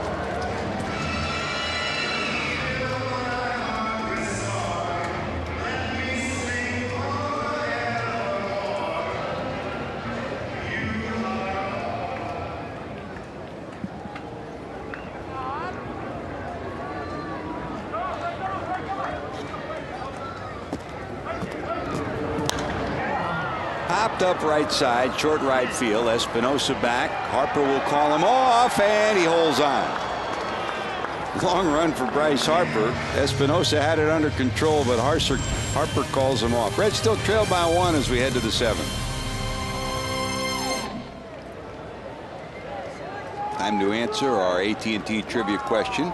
Who are the 4 players drafted #1 overall in the June amateur draft to play for the Reds? A guess, Chris? Well, Ken Griffey was one. I remember Paul Wilson. Yeah, Josh Hamilton, that's an easy one. And Tim Belcher is the one I probably would not have guessed. Belcher, of course, a losing pitcher in that perfect game by Tom Browning. Came up with the Dodgers and a great competitor with the Reds. Here's another #1 draft pick, Bryce Harper. Harper today singled his first hit against the Reds in the series, fly to center, then reached on an infield hit.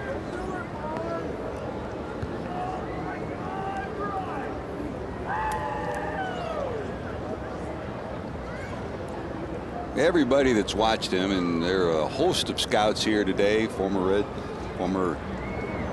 Red Sox, Tim Naring here, Cincinnati native, Carl Lowenstein, the super scout for the Dodgers, Bill Singer, and everybody that's seen this young man will liken him to, you mentioned Ken Griffey Jr., Josh Hamilton was another #1 pick. He has this kind of talent. He has the same kind of ability to be a superstar in the league. Well, usually that #1 pick is so head and shoulders above everybody else. There might be one other guy in the draft that's like him, but usually the #1 guy is one you just don't make a mistake on. Alex Rodriguez, I mean, guys like this that just stand out. I mean, they look like men among boys when they're playing high school or junior college ball. 2 balls, 2 strikes. Joey Votto has it. It's a fair ball. Good job of smothering that one on the line. Took a tricky last hop, but he was there to get it. And the interesting thing about Bryce Harper is that he's 19 years old. He's already been a couple of years in the minor leagues for the Washington Nationals. He accelerated his high school education so that he would graduate a year early, thereby going to a junior college and making himself eligible for the draft earlier than he would normally be. Played in a wood bat league to make sure that scouts knew that he was the real deal. He attended rookie development seminar down at Lansdowne Convention Center, which I've been privileged to be a part of for the last 20 years. And each team sends its top 2 or 3 minor league prospects. And they're tutored by former major leaguers on how to be a major leaguer off the field, not on the field. They have medical experts, psychologists, psychiatrists. People come in from Money Magazine. The FBI comes in. And when Bryce came 2 years ago, when it was all over, I mean, to a man, the former major leaguers and the people who were part of our seminars, they shook their heads, said, this kid is beyond his years. He's something special. Yes, he's something special on the field, but he's got something special ticking inside of him, too. Fouled off. Now, having said that and talking about a #1 pick, Chris, you and I talked about Josh Hamilton. I mean, what a year he's off to. And this, a guy who fought all the demons and he's come back all the way. This could be a year when we could have the possibility of 2 Triple Crown winners. Kemp, Hamilton, both of them brilliant so far. You're right. Long way to go. 1 ball, 1 strike to Danny Espinosa. 2 for 3. I mean, look at the numbers of these two guys. Matt at 359, 12 homers, 28 knocked in. 41 runs batted in How for about Hamilton. that? Are you kidding me? That's a year for some folks. A long way to go, but it's a possibility. I'm sure there are more than one Reds fan that winces when they see that stack of numbers. 2 balls, 1 strike. Way out in front, Espinosa 2-2.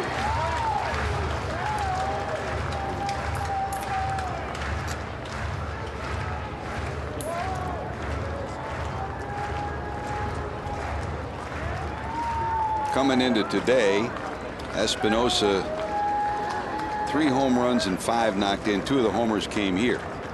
Hamilton's had 9 home runs this week. 2 balls, 2 strikes. Missing inside.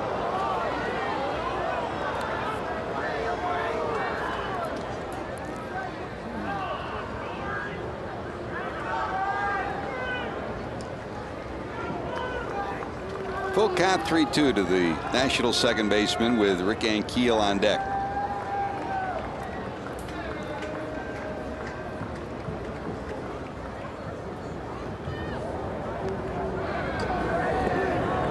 And he'll walk him in the dirt. Second walk allowed by the Reds right-hander in relief of Bronson Arroyo. And that'll bring up Ankiel, who singled twice and was intentionally walked by Arroyo in the 5th.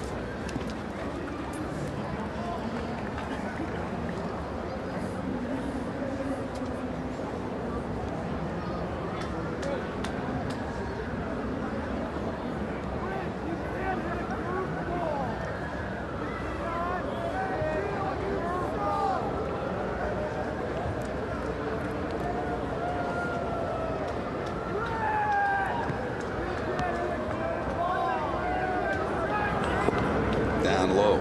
If you joined us late, in addition to celebrating Mother's Day on this day, the pink bats that you're seeing, the armbands and the emblems, all part of the Going to Bat Against Cancer crusade today, and each of the players using the pink bats. Another well thought out effort to eradicate, and the shoes too, to eradicate a disease that has taken too many lives of mothers that we celebrate on this day.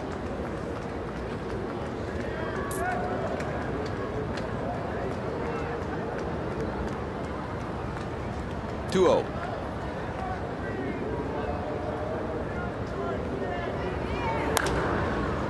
That slapped the other way and into the seats down the left field line.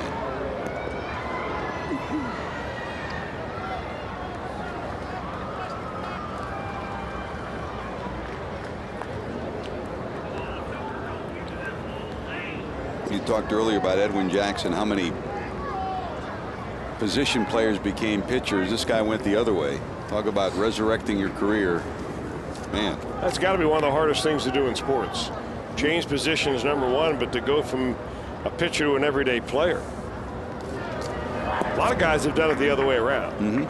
See a lot of players that have signed as catchers. Jason Mott, for instance, signed as a catcher. Now he's a pitcher, closer for the Cardinals.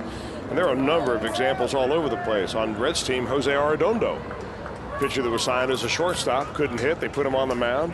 Johnny Cueto, growing up, was an outfielder before they turned him into a pitcher. It's a whole different story when you become a hitter after you're starting out as a pitcher. 3-1. And that's back-to-back walks. Something that is not very common for Sam LeCure. Usually control is his calling card, and he's walked now 3 batters in just an inning and a third. You know, with the long rain delay, with a lot of the fans not either showing up or leaving after waiting around for a while, not knowing if that ball game was ever going to get started or not, it's kind of a slow crowd. It's a dismal, kind of a foggy day here. It seems like it's more like an exhibition game right now, but it's a real game.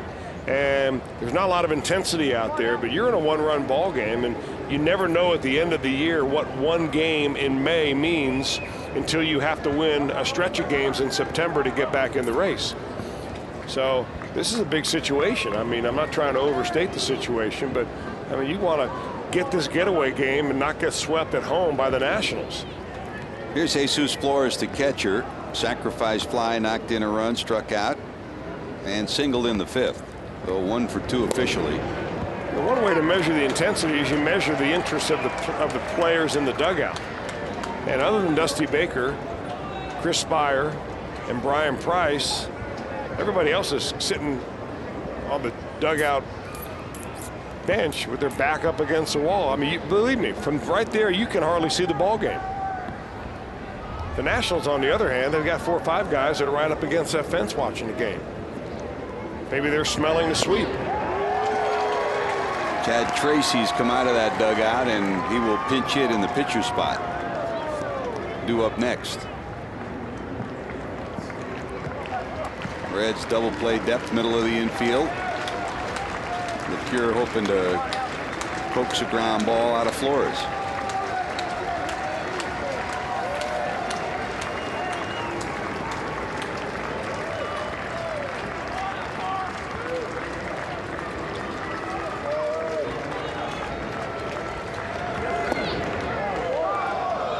Just missing down and in, 1 and 2.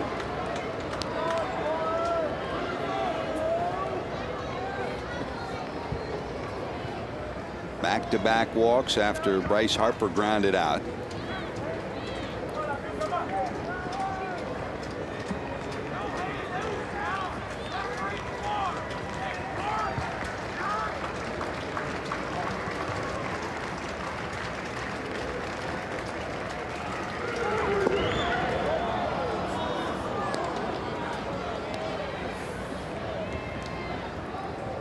Well, it was a mist a few minutes ago, now turning into a light rain again here at Great American Ballpark.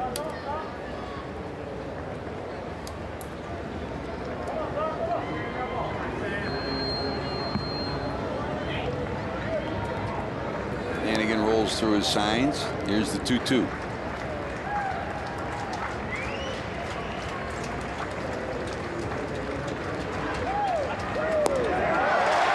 Got him.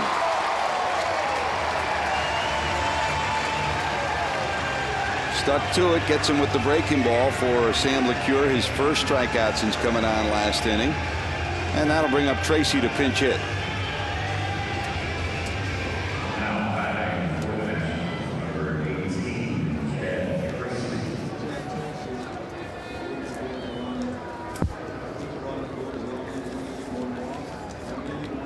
So Gorzelani will go an inning, allow 1 walk.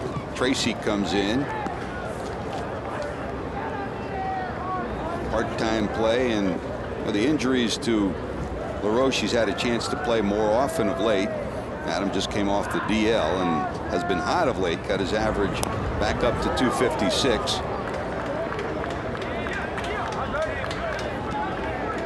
And he's been effective off the bench. 6 runs batted in.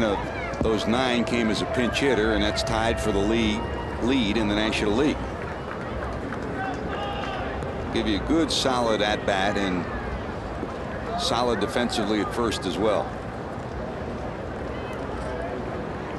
Strike 1 from Sam LeCure.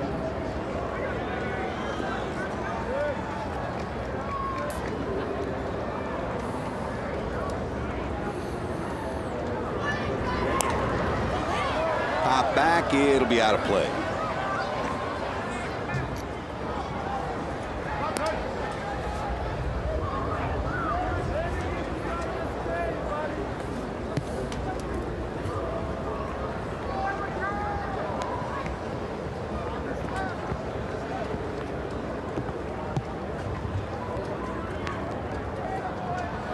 One out walk to Espinosa and a back-to-back walk to Ankiel has put those two runners on. Tracy trying to deliver a pad run for Davy Johnson, and Sam LeCure trying to close the door and get the Reds back to the bat rack, trailing 4-3.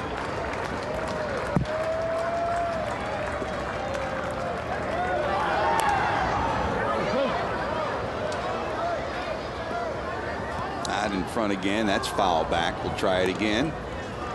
Still 0-2.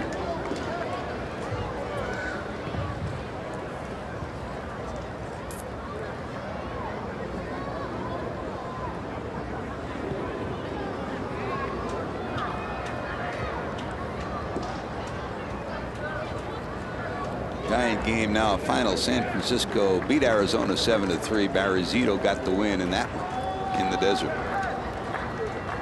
That's a rare Giants win over the Diamondbacks who have simply owned them. Is it 9 in a row?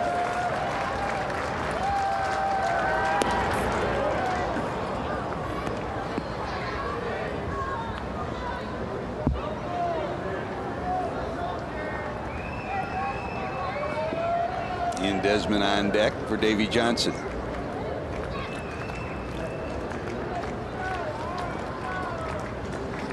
Chad Tracy was once a pretty good power source for those Arizona Diamondbacks back in 2005 and 2006. 27 bombs in 20 in back-to-back years. Hit 300 in 2005. Had a monster year.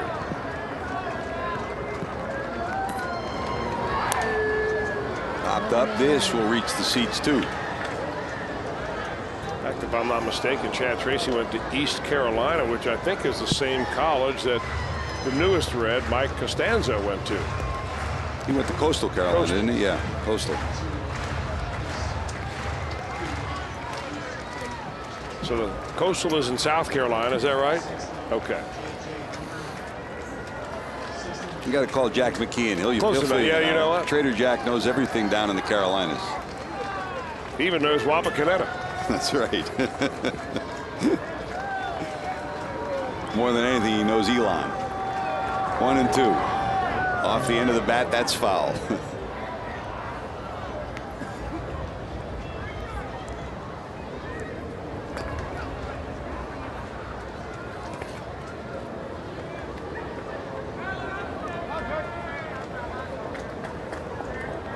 Shows you why Tracy's been effective off the bench. Even down 0-2, he'll spoil your best pitch to stay alive and try to get a pitch he can handle. Outfield straight away against Tracy, and while the Reds have solid defenders in each of their three outfield positions, the grass is wet. The ball will be wet by the time it gets out there. Not easy to throw a runner out on this day. Here's a 1-2. And that's going through. Here comes Bruce charging. They're going to send the runner.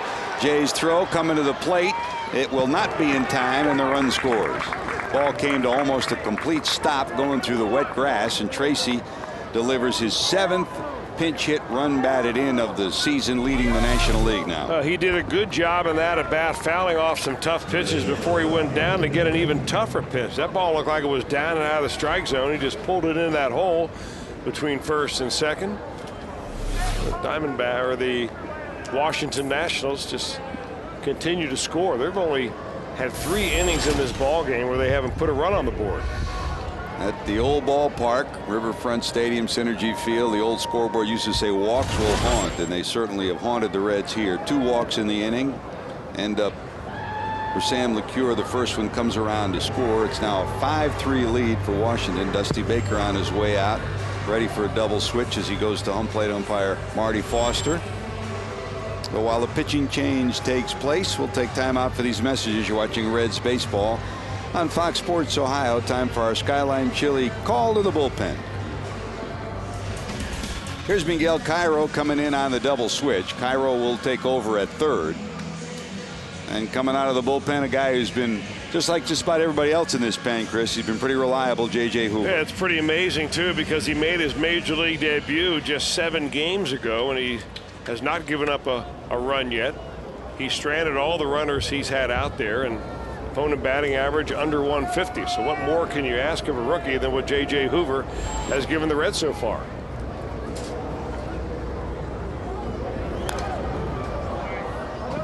Free swinger. Hoover's the kind of guy that you look at the radar gun, you say, well, you know, he throws hard, but it's not the kind of fastball that, you know, simply overpowers people like a Henry Rodriguez or a Aroldis Chapman. But it just doesn't seem like a lot of hitters, lefty or righty, really get a good look at it. He's got that sneaky delivery. Here's the strike one to the leadoff hitter, Ian Desmond. Fouls it off. And it's 0-2.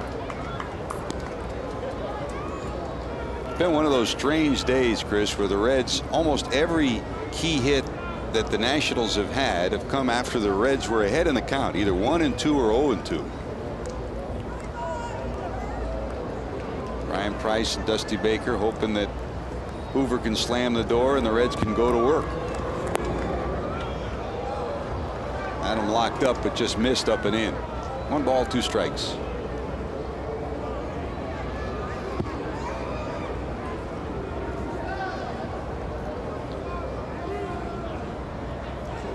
Desmond today lined out, double, popped out twice. Oh, got him. Ring him up. Good job by Hoover. He helps out his buddy Sam LeCure. But the Nationals play add-on. They lead it 5-3. Going to the bottom of the 7th inning. We'll keep it here on this Mother's Day as we honor America with God Bless America. And face the American flag. Major League Baseball, the Nationals and the Reds salute the men and women of our armed forces, as well as those who serve to protect in our local police and fire departments. At this time, please help us honor these brave men and women and all of our veterans of service, and welcome the mother and daughter duet of Cora Moore and Rose Christoffel as they lead us in the singing of God Bless America. God bless America, land that I love. Stand beside her and guide her through the night with the light from above. From the mountains to the prairies, to the oceans white with foam. God bless America, my home, sweet home. God bless America, my home, sweet home.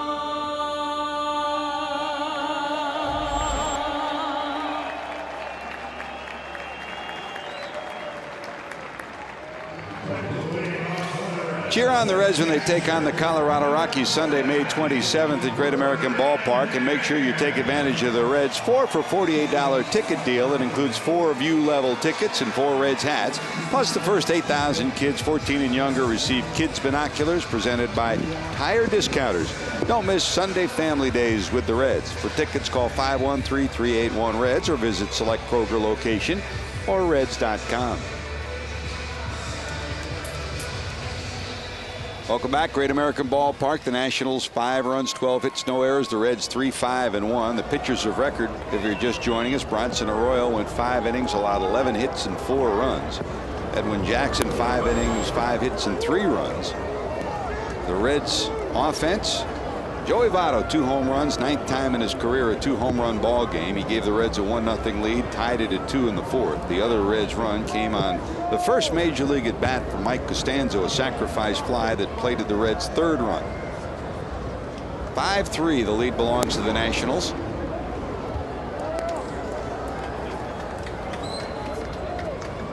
Ryan Hannigan steps in. He'll face Ryan Matthews.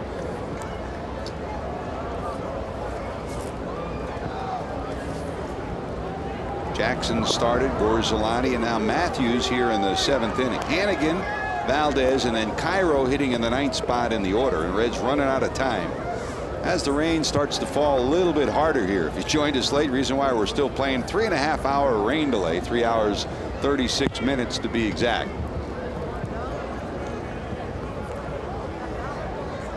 Reds have danced the tightrope all afternoon. Yes, they trail at 5-3, but the Nationals have stranded 11, and a swing and a miss by Hannigan. That's a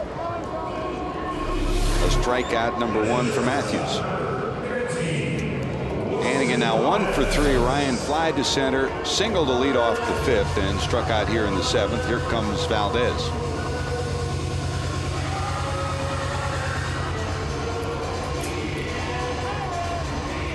Reds had a great opportunity in the 5th, the only inning where they had a real rally built. Hannigan led off with a single. Valdez doubled to put runners at 2nd and 3rd. Costanzo's sacrifice fly played at 1 run, then Stubbs struck out and Heisey lined out to end the Reds' threat.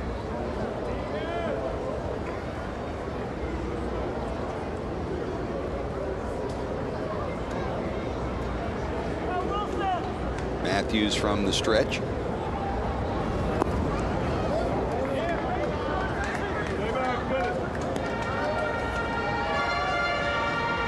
Reds bullpen ranked number 1 in the National League. The National starters ranked number 1, and this relief corps has been fairly reliable as well. They're 5th in the league. Matthews particularly tough on right-handers. He's allowed right-handers only a .211 batting average. And if you haven't joined us in this series already, the Reds and the Nationals will bring you some of the liveliest arms out of anybody's bullpen. Henry Rodriguez or Aroldis Chapman each can hit the 100-mile-per-hour figure.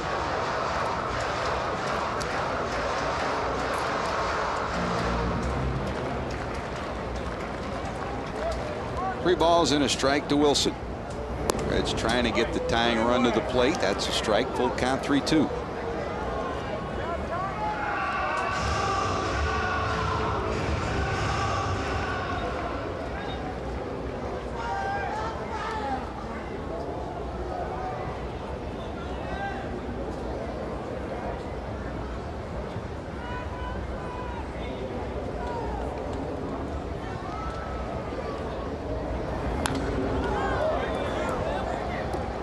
Wilson has started shortstop today. Zach Kozart gets the day off. Reds in the start of a stretch of 20 games in 20 days, as Dusty Baker will try to give starters a day here or a day there. So Zach gets to sit.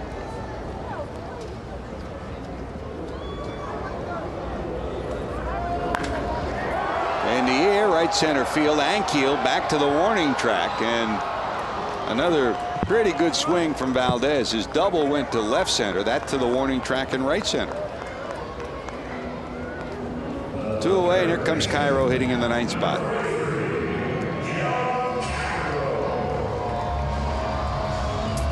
No longer just a miss, Chris. It's raining again now. Yeah, it is, but I don't get the impression that these umpires are any time going to stop this game to see what happens with the weather. It's supposed to rain on and off between now and somewhere later on tonight. Say we're 10 or 11 o'clock. So the window of opportunity is here right now to play this ball game until the field gets completely unplayable. The other part of this equation, if you looked at the schedule and you matched up these two teams, there are only 3 viable dates to replay this game, so you knew that the umpires are going to try to get it in if they could. Well, it won't be replayed now. I mean, they've got an official game now. Right. But as the Reds afternoon have to come progressed, back and tie this baby up for it to be postponed and taken up at a later date.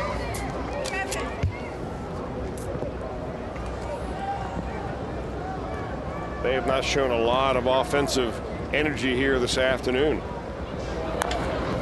down to 3rd. Zimmerman has it in the dirt, but scooped by LaRoche. So the Reds go quietly in inning number 7. Heading to the 8th. Bernardino leads it off. If you're just joining us, Nationals lead 5-3. Joey Votto got the Reds rolling. His 3rd homer of the year makes it 1-0 Cincinnati in the 1st inning. The first of 2 on the day for Joey. 9th time in his career he's had 2 home runs. Add to that, Roger Bernardino, another big hit. He followed Desmond's double with a double of his own. That gave the Nationals a 2-1 lead after a sacrifice fly by Jesus Flores tied it. And then Joey delivered again. This one to straightaway center field. A big-time shot. And the Reds had tied it at 2. Danny Espinosa continued his hot hitting in this series. 2 homers the last 2 days.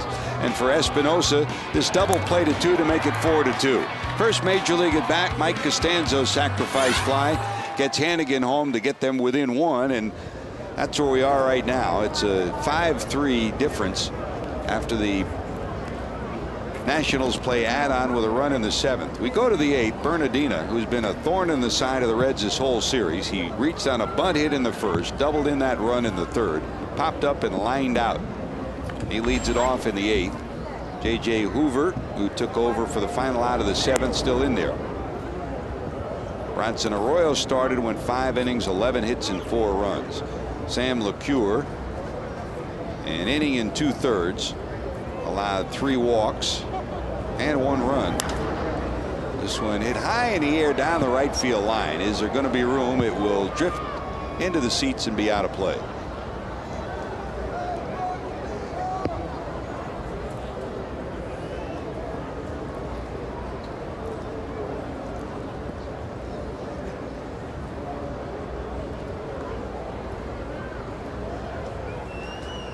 $28,361 paid on this day. It was started out to be a day when you had hope for good weather and a festive celebration of Mother's Day. A lot of folks, after a 3.5-hour rain delay, headed home, and a handful still here as we hit the 7:30 mark. These are big-time baseball fans. You're not kidding about that. Man.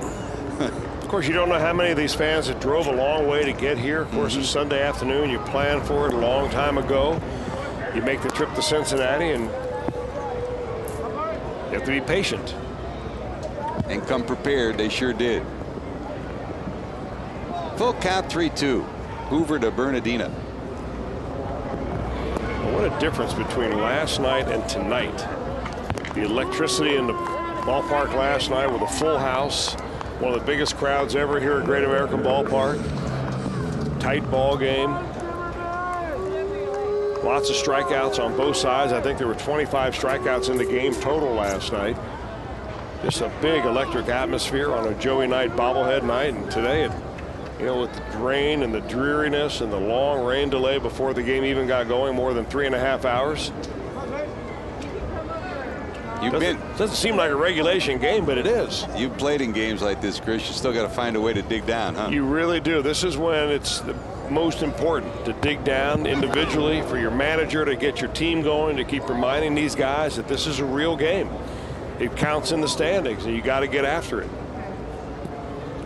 Ryan Zimmerman flied out, grounded out, flied out, and walked in his appearances today.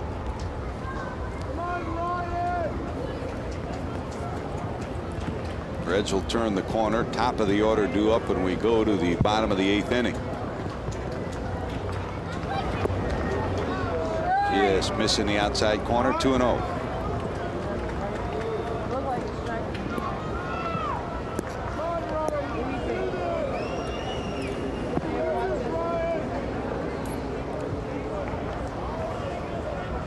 After this one concludes tonight, the Reds will hit the road to Atlanta. We'll be on the air with Reds Live 6:30 on Monday and Tuesday. Here's a pop-up to the right side, foul territory. Votto there, peering up into the drizzle, hauls it in for the first out of the top of the 8th. It'll be Homer Bailey against Randall Delgado tomorrow. Then Tuesday, Johnny Cueto against Tim Hudson. Wednesday on to New York against the Mets. Mike Leake scheduled to make his start against Johan Santana. And boy, he's come all the way back after arm surgery, Chris. He's off to an outstanding start, an earned run average under 3. Now those Mets playing pretty good baseball. Came in it today, 19-14, a couple of games back.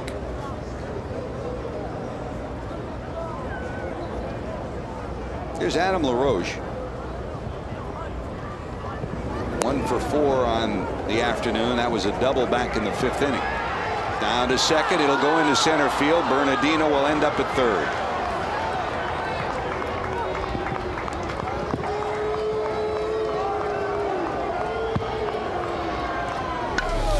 Bernardino, boy, he has been involved in a whole bunch of stuff. He hasn't scored a run yet today, but he seems to be involved in everything. I don't know whether that was the delayed steal or what. That's probably going to go as an error on the catcher, Ryan Hannigan, but that really is a ball that has to be blocked by a middle infielder. I keep saying that all the time, where these guys, they try to pick it and flash a tag down, and what happens is that they can't even knock it down at all, and the ball goes into center field. The catcher gets tagged with an error, but the runner goes to third. That'll force the Reds, with only one out, to bring the infield in again. A second time today that LaRoche will bat with the infield in.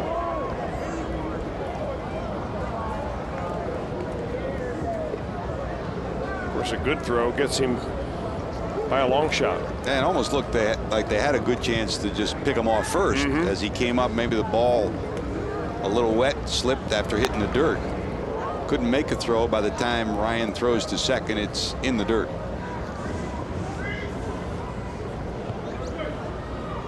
So Bernardina now at third.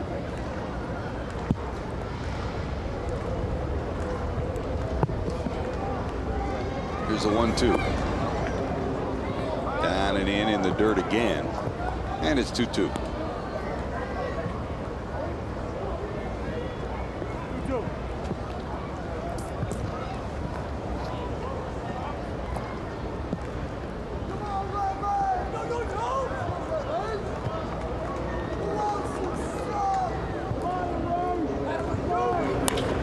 That's a solid shot into right. That'll go as a base hit and get the 6th run of the afternoon in for the Washington Nationals.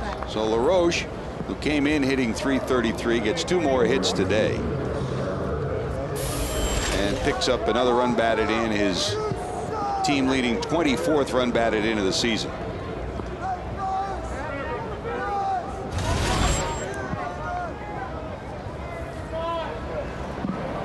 Chris, we talked at the beginning of the year of the pressure points in the schedule, and this was one of them. This stretch that the Reds are going through, 20 games in 20 days. Here's Bryce Harper, who's 2 for 4. I mean, you're playing the Braves in Atlanta, then you go to New York, you're going to have to play the Yankees, and then you play the Braves again back home. Well, right, but you know, even if you don't look at it in the big picture of 20 games in 20 days, if you just look at what you had here at home. You know, you had a week-long road trip before you came home and played only 3 days.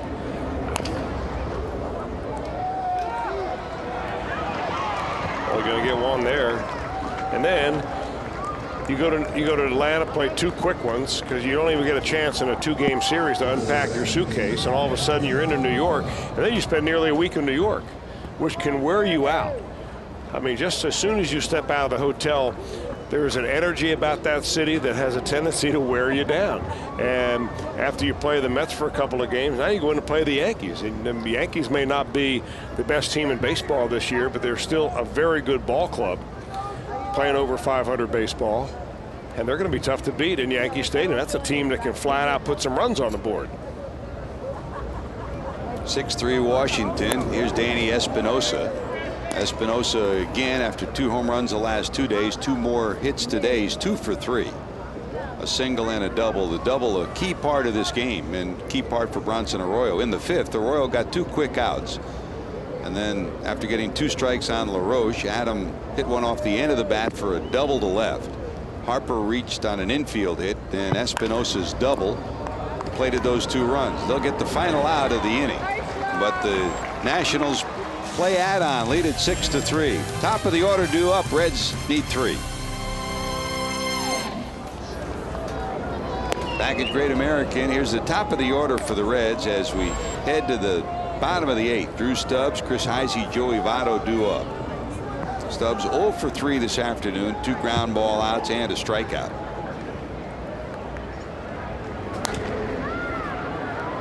Matthews in for his 2nd inning of work. He had a 1-2-3-7. For the Nationals, Edwin Jackson started. Went 5 innings, allowed 5 hits and 3 runs. Gorzolani an inning, and then this is Matthews' 2nd inning of work.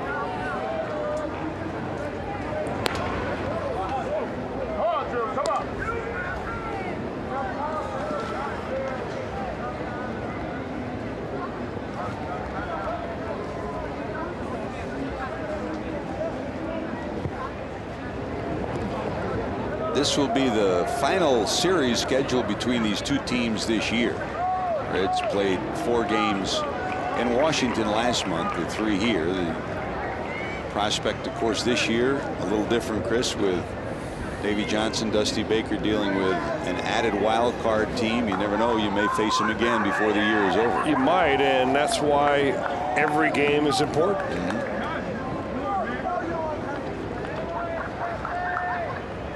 2 balls, 2 strikes. Bounced over second. Desmond will bobble it. No way he'll get the speedy Stubbs. So their window opens for the Reds. Let's see if they can take advantage of it. Ian Desmond, I'm not sure that even if he gloves it, he's going to get Stubbs the way he motors down the line. Well, Desmond's got a very good arm, and he comes across, and you know, when you got wet grass and a spin and off the bat, you never really know how it's going to hop. It looks like he just took a bigger hop than he thought. But that's an easy play, and he should have been able to make it. It probably will go down as an error. But nonetheless, you've got the Reds' middle of the lineup coming up: Heisey, Votto, and Phillips. So often is the case, the 8th inning, the important inning right here. Desmond charged with the error. Here comes Chris Heisey. Struck out, bounced out, and lined out 0 for 3. 14 hits for the Nationals, 5 for the Reds.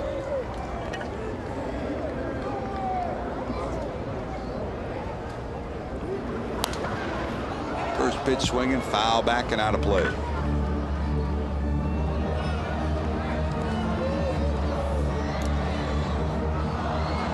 The Reds have used Mike Costanzo, their left-handed bat, off the bench, and used Miguel Cairos into the game. Still available, Zach Cozart, Evan Mesoraco, and Ryan Ludwig from the right side.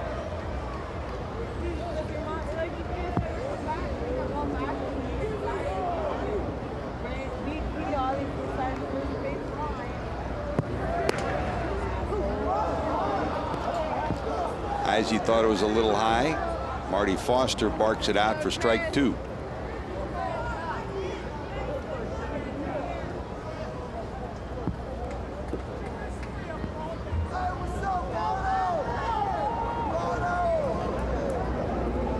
Here's the 0-2.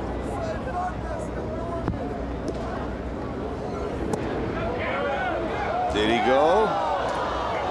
Yes, says Tim Timmons.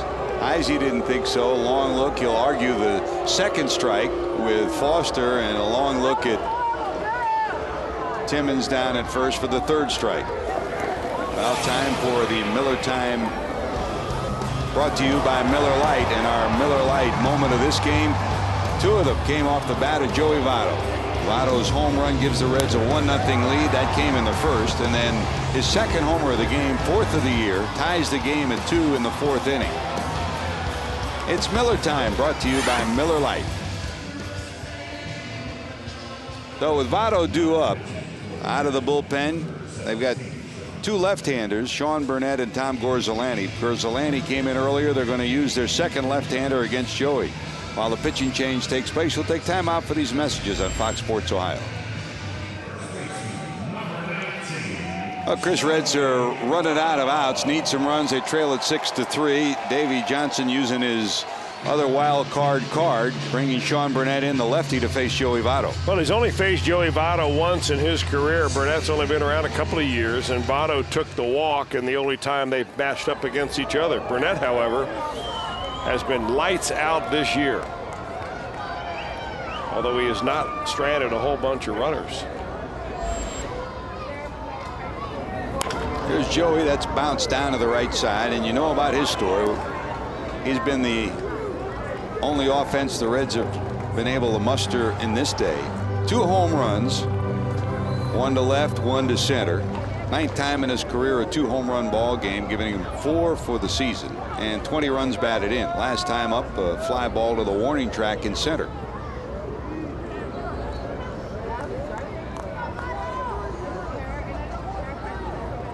Setting up inside is Flores. This one ripped. Does it have enough height? Over the outstretched effort of Harper. Rounding second, going to third is Stubbs, and it'll be second and third as Joey Votto delivers a double. Boy, he has hit the ball right on the button 4 times today. Now they bring in a left-hander for the sole purpose of trying to get Joey Votto out, and it doesn't work. Sean Burnett gets a fastball up and in, and Joey Votto turns on it, something we haven't seen him do a whole lot, and he hits that ball one hopper off the wall. Stubbs goes to third, Votto goes to second, tying run coming to the plate.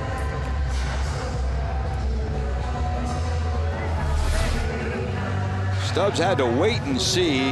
With Harper's speed, you couldn't take a chance down by 3 runs to see if Harper could get to it. And as soon as it got by him, he was off and running to third, and he cruises into third. And here comes Brandon with 1 out, second and third for the Reds. Phillips 2 for 5 in his career against Burnett.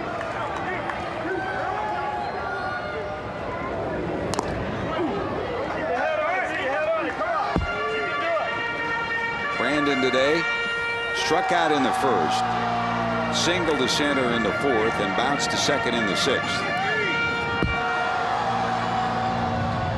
Reds trying to muster a comeback against these Nationals. Stubbs reached on the air of Votto, a 2-base hit.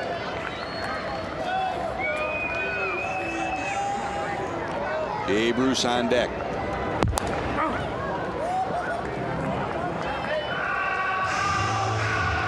And Burnett's ahead, no balls, 2 strikes.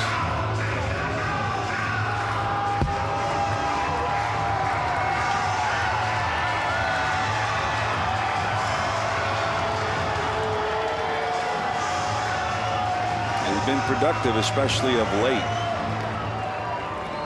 At his 4-game hitting streak.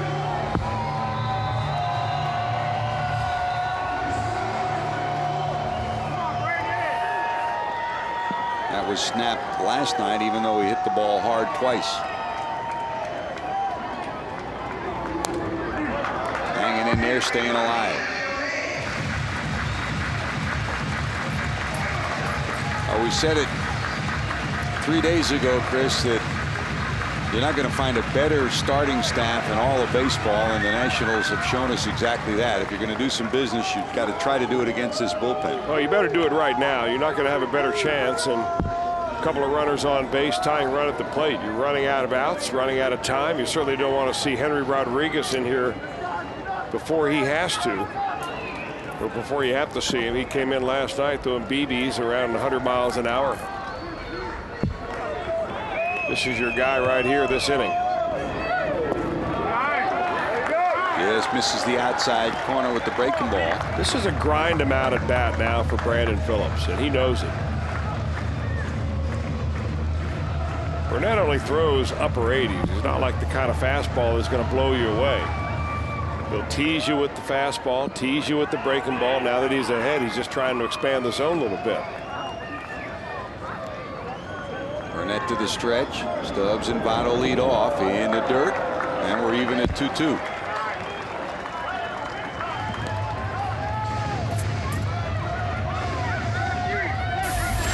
Jay Bruce 0 for 2 and a walk, waiting on deck.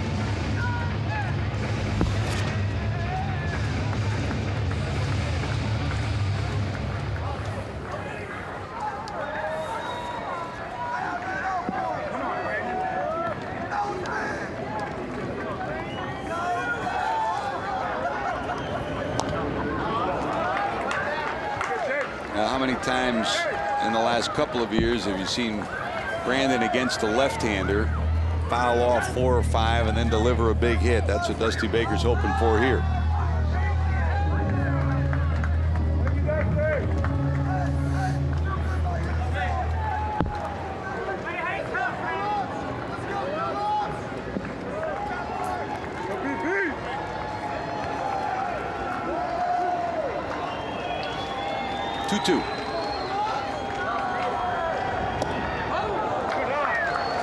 And we'll go full. Dusty picked up win number 1,500 the last day in Milwaukee, and a couple of the Nationals came up to him and said congratulations, and he said, I'm not worried about 1,500. I need 1,501 right now. One at a time. He loved this series ending comeback win here. Full count, 3-2. Oh, he got it.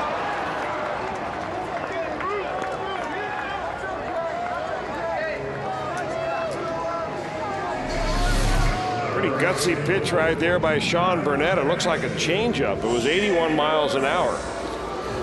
He kept missing with that breaking ball, bouncing it in the dirt. He gave what Brandon Phillips thought was a fastball and had him swinging out in front of it. And pretty good pitch there from a left-handed reliever under pressure.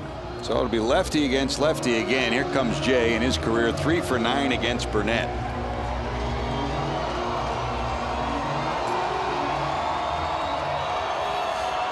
First time up, fly ball to straightaway center, bounced into a fielder's choice, and then walked in the 6th.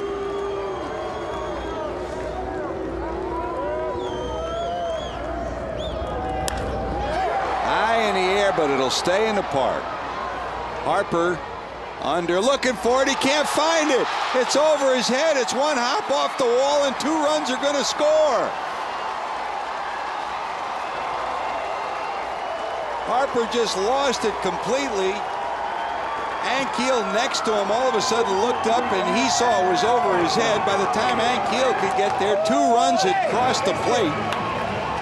It'll go as a double. 2 runs knocked in. Another look at a missed ball. You got a couple of things going on right here. Number one is that time of night where it's beginning to get dark. And then number 2, you've got that mist, that rain that's been coming down all afternoon, and it just disappeared in the clouds. A very low atmosphere right now of precipitation and kind of a foggy look. So the Reds get a huge break. And they got a chance to tie this baby up with a base hit out of a pinch hitter. Well, here comes Ryan Ludwig. He will pinch hit for the pitcher hitting in the 6th spot. Ludwig's biggest hit of the year came against the Nationals, a grand slam. A base hit here can make this a brand new game. So on a day when the Nationals have out-hit the Reds 14-7, they have left 12 on base. The Reds have left only 3. They're 1 hit away from tying this one up. Burnett to the stretch. Missing wide, 1-1. That's that changeup again. Fastball, changeup, curveball. Those are the 3 pitches Burnett throws. And against a right-hander like Ludwig, I would imagine that little changeup that he tries to feather out on the outside corner is going to be his main pitch. Ludwig in his career 1 for 2 against Burnett.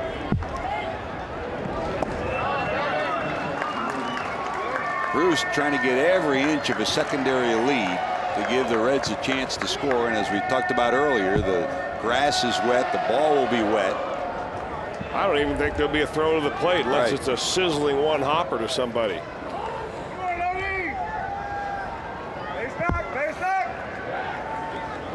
2 balls, 1 strike to the pitch hitter Ryan Ludwig. That's a strike. 2-2.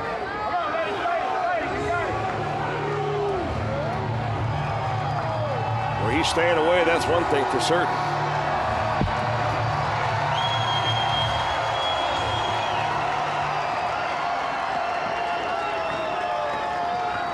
Outfield plays him straight away and fairly deep in center and left.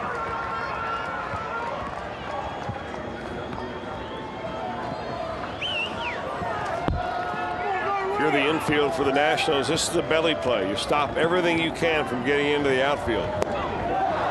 And they get the out that they needed. The Reds get 2, but are still 1 shy.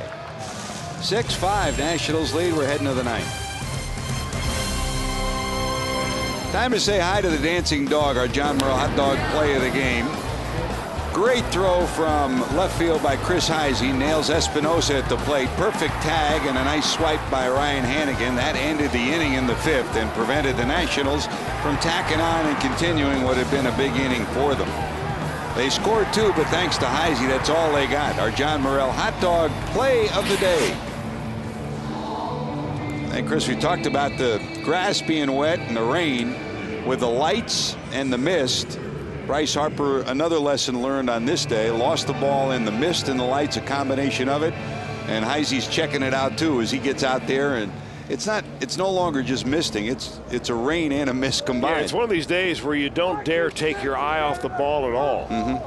So that when you look back up there, you may not see it. I don't think that Harper ever saw that ball. He may have seen it come off the bat. It's just one of those atmospheric doubles. Well, here's Sean Marshall, who will take over as we go to the ninth. The Reds trailing at 6-5. Rick Ankiel to lead it off. Flores due to follow. Big swing and a strike. 1 ball and a 1 strike. Ankiel today singled his first time up to center. Another hard hit ball to center. Intentionally walked in the 5th and then walked in the 7th. So officially 2 for 2.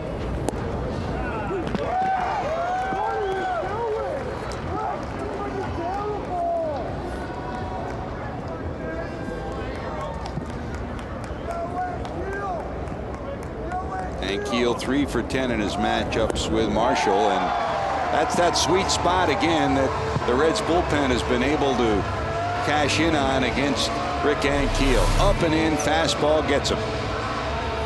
Really, that's the last thing I'm sure that Rick Ankiel expected from Sean Marshall, the guy who his calling card, the left-handers, is usually one of his 2 breaking balls, either the slider or the curveball. Reds closer Marshall is in. The Nationals closer Henry Rodriguez, who struck out the side in the 9th yesterday, up and starting to loosen in the Washington bullpen. Here's Flores. Sacrifice fly, plated the first run in the 2nd, struck out, singled in that play you just saw on the throw from Chris Heisey in the 5th inning, and then struck out in the 7th. Marshall's ahead 0-2. And Marshall's breaking ball lethal to a left-hander, and you saw the look on Flores' face too. He's got 3 versions of it. Yeah, you're right. At least 3 versions, but you know, the 2 that he uses the most, the slider and the curveball, are, you know, one's tight, one's a big looping curve that looks like he starts it way outside the left-handed batter's box, and it can still break in for a strike. 1-2.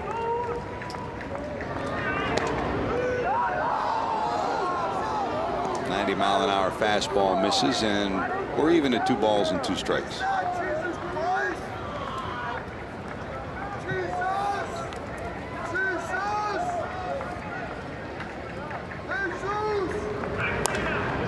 Grip but foul. Gonna knock a hole in an umbrella with that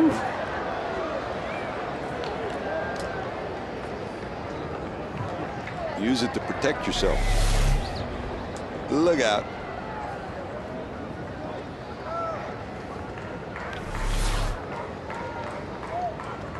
This is one of those days when the game's over and Jesse goes through the stands picking up all those umbrellas, right? He'll be selling them next rain out. You poked your eye out with that one. We woke Jesse up in the back of the booth, I think. 2 balls, 2 strikes. In the dirt.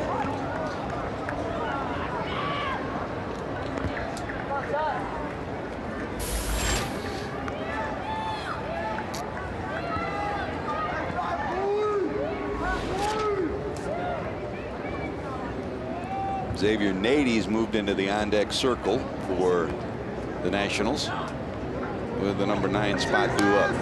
Fouled off, staying alive is Flores.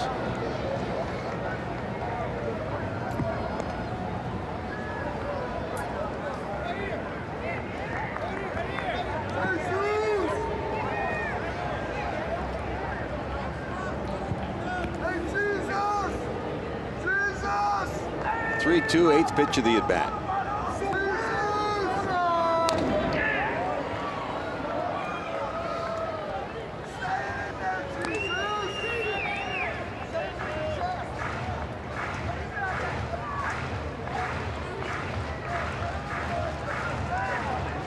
Figures Flores will be the number 1 catcher for the time being after Wilson Ramos went down with the torn ACL last night.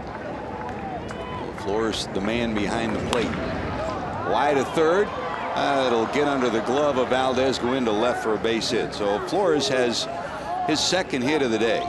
2 for 4. 1 out, 1 on, and here comes Nady to pinch hit.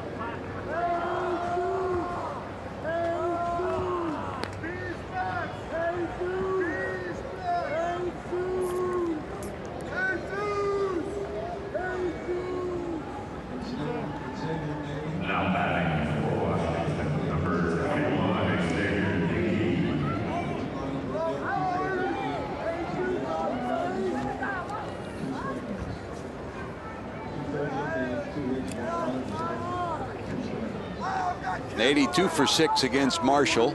He'll step in with a runner on first and one away. Reds double play depth, middle of the infield.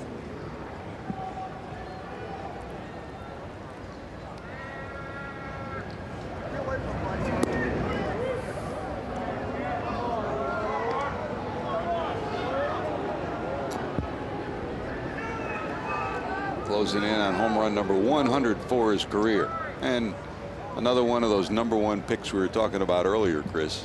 Him out of the University of California. In on the hands, popped up, short center field. Phillips back, got it.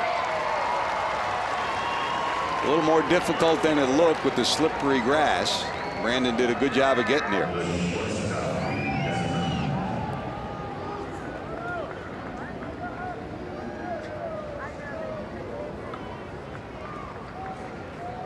Now back to the top of the order, Ian Desmond. 6th at bat of the day for Desmond. He's got a double back in the 3rd.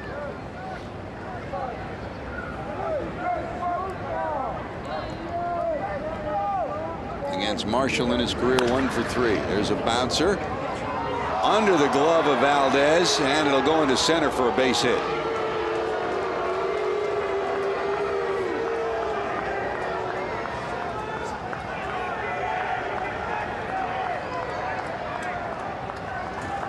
That puts a runner in scoring position with 2 away, and that'll bring up Bernardino.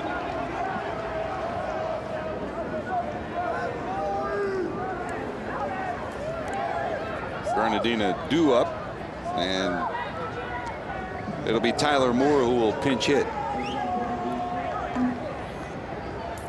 Now batting for the Nationals, number 57. So Tylerson's coming up 2 for 10. Hannigan double checking with Marshall on the scouting report on Moore. Moore an infielder, but they've been working him in the outfield in case they need some extra at bats or double switches for Davey. They'll get the pinch hit here in the 9th.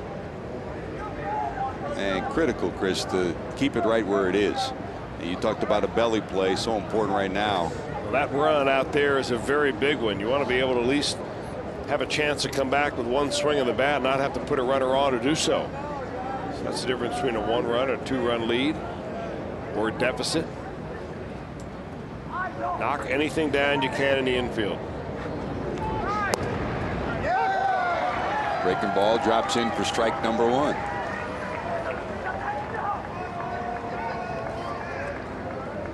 Bottom of the order due up for the Reds as you look at the bottom of the 9th. 7, 8, and 9.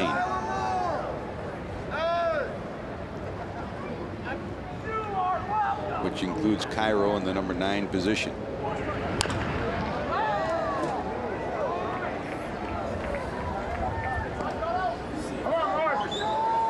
Marshall ahead 0-2. Flores average speed out at second.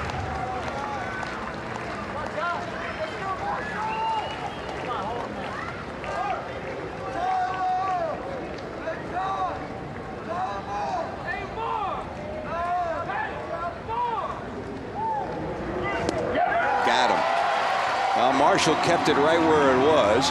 The Reds struck for 2 in the 8th. Can they dial it up again in the 9th? Hannigan due up when we return. Now it's time for our Nissan drive of the game. It came off the bat of Jay Bruce last inning. A high fly ball that Bryce Harper just loses in the lights and the mist. Where is it? I don't know. Finally, Rick Ankiel reacts to it, but by the time he does, 2 Reds score. That came after Stubbs reached on an error and Joey Votto doubled. And that got the Reds to within 1. That's where we are right now. Nationals lead it 6-5. Nady stays in. He came in as a pinch hitter. He'll stay in left. So in the outfield, it's Nady in left, Ankiel in center, and Bryce Harper in right. And here is High Octane Henry. He came in and made easy work of the Reds last night. Faced 3 batters, struck them all out. 2 swinging, 1 looking.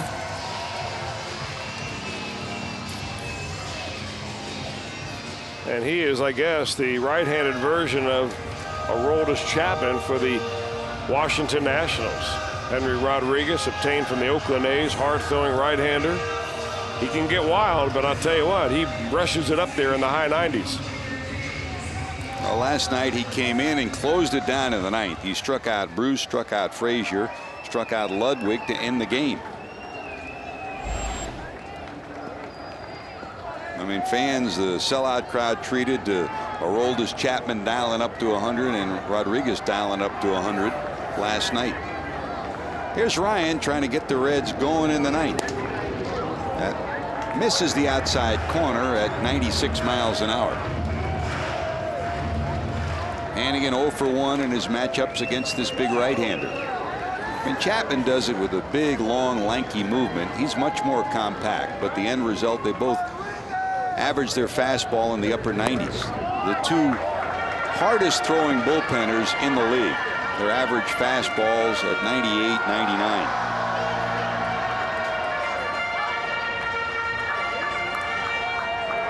2 balls, no strikes. When he's gotten in trouble, it's when he's walked batters in key situations. Well, if you're a ninth-inning pitcher, every situation you come in is normally a key situation. And he's on the verge of walking the leadoff hitter right here. Through his career, he's been more of a setup guy. In fact, he will resume his setup role when Drew Storen comes back. But now he's moved into the closer's role and done a good job for this club. Nationals hope to get their closer, Drew Storen, back by the middle of the season. 3 balls, no strikes. Hannigan trying to get on anyway. That's a strike.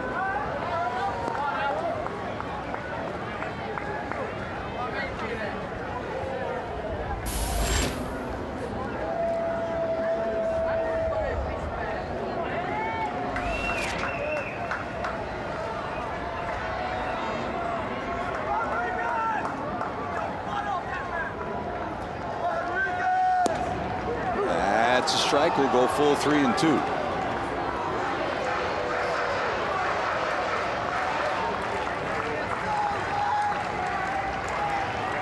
Valdez due up next, and then Cairo in the 9th spot.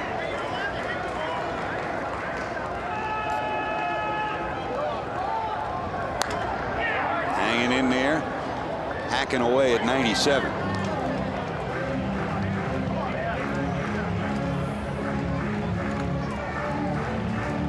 Hannigan flied to right back in the 2nd. He singled in the 5th. That was followed by a double by Valdez, and the sacrifice fly by Mike Costanzo gave the Reds their 3rd run. And he flied to center last time up.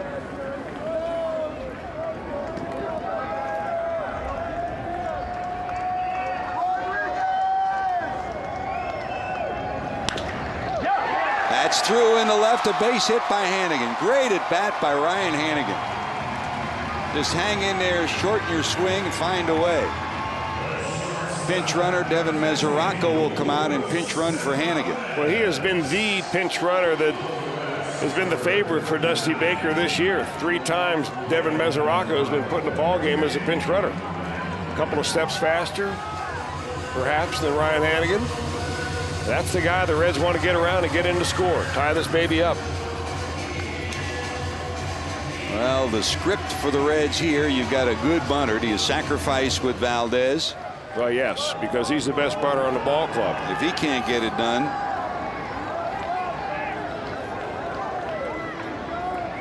of anybody you'd pick off the bench, he would be the #1 choice. Showing bunt. Strike 1. I got to figure that bunting off of Henry Rodriguez is not all that easy of a chore, even an accomplished bunter like Wilson Valdez. Valdez, long look at Mark Berry, who rolls through the signs once again.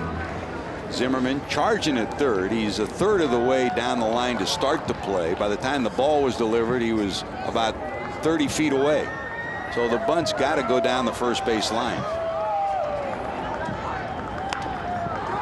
He got it down. Rodriguez will take the out. Good job by Wilson Valdez. Took a high pitch, found a way to get it down, and the sacrifice puts the tying run. Devin Mesoraco out at second, and that'll bring Cairo to the plate. It's one thing if you sacrifice on a gimme sacrifice. It's something else against Rodriguez fastball. Well, you're not kidding about that. The ball's got a lot of life on it. Now you got that bench alive a little bit. Last 2 years in Philadelphia, very often when Charlie Manuel needed somebody off the bench to get a bunt down, he did it, and he did it here again. That's the one thing he contributed with on this day. Now here's Cairo, tying run, scoring position. Miguel came in on the double switch, 0 for 1, grounded out in the 7th inning.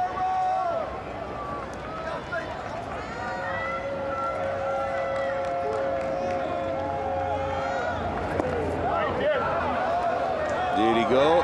Says Tim Timmons. Cairo facing Rodriguez for the first time.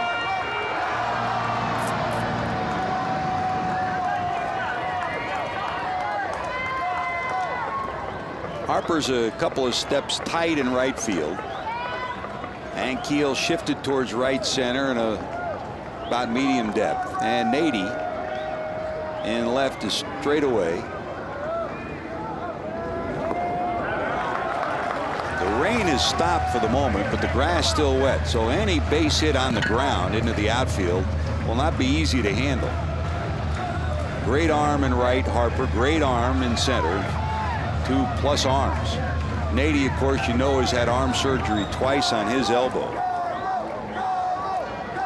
so nowhere near the threat to throw out a runner than the other two are. Desmond trying to keep Mesoraco tight at second.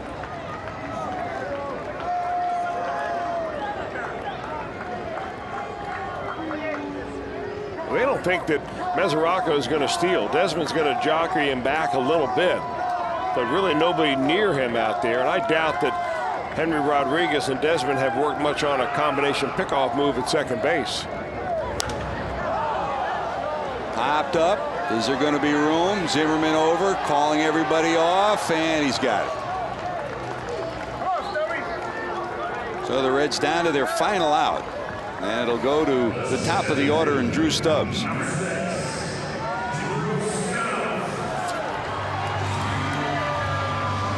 Stubbs has faced Rodriguez once and walked.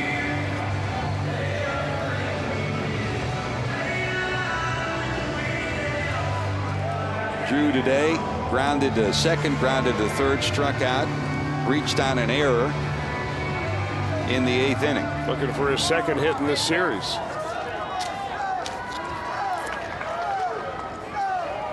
Flores rolls through his signs. Mesoraco off second. In under the hands for strike 1. 6 runs, 16 hits for Washington. They've left 14. The Reds 5 runs, 8 hits. They've stranded 4. Still a life here in the 9th as Stubbs tries to get the tying run in.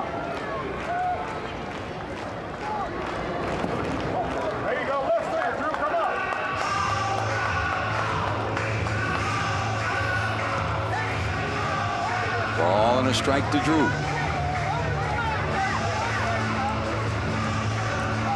Dusty loved to hit the road with a comeback win here.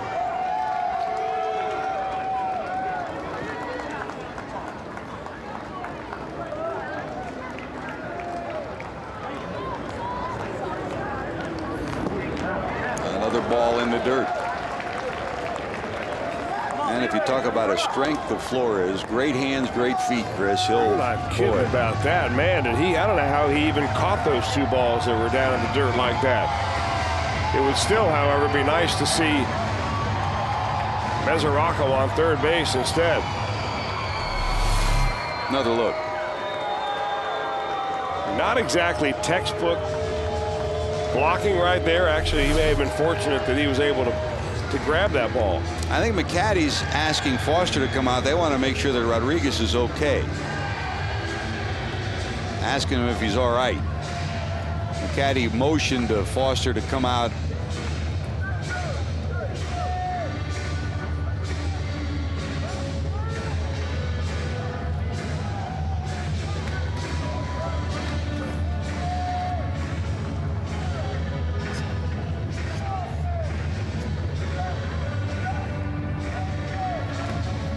Well, Steve McCaddy, the pitching coach, heads back to his dugout. Rodriguez goes back to work, and Drew Stubbs trying to keep the Reds alive. The veteran pitching coach has done a tremendous job with this young staff. Pretty good pitcher in his own right back in the Oakland days. 2 balls, 1 strike. To the stretch, Rodriguez, Mesoraco, the tying run off second. Way high. And it's 3-1.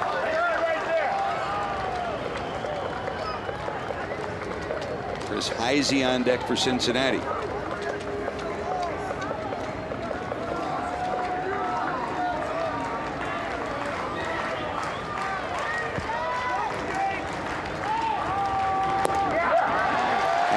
Ball 4. The Reds get the tying run on second, to the winning run down to first, and here comes Heisey.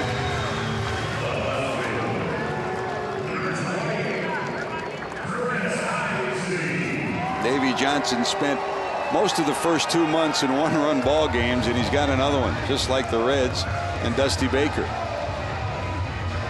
Well, Heisey today struck out, grounded out, lined out, and struck out. If there's ever a decent matchup against a pitcher that throws nearly 100 miles an hour, it might be Chris Heisey. His weakness is breaking balls. He's pretty good on the fastball. Maybe he can turn one around right here. Swing and a miss for strike 1. Heisey facing Rodriguez for the first time.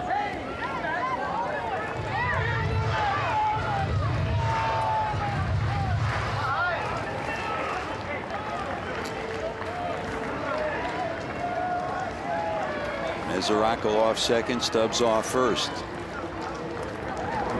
Ooh. They locked them up with that one at 81 miles an hour, and it's 0-2. That is a lock 'em up kind of a breaking ball right there. After seeing 96 to 98, then you drop one in there with that kind of break at 81. You can miss that about 10 different ways.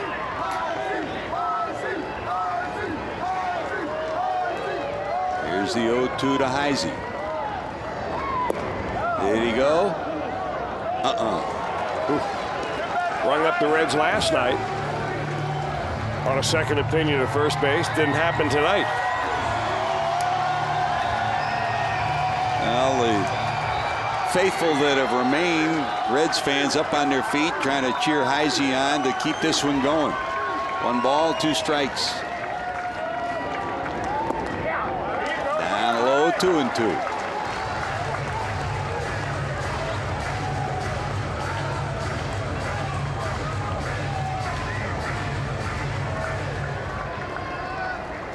Over the last 2 years, 6 pinch hits, home runs from Chris Heisey. Pressure situations, can he deliver here? Down low, we'll go full, 3-2.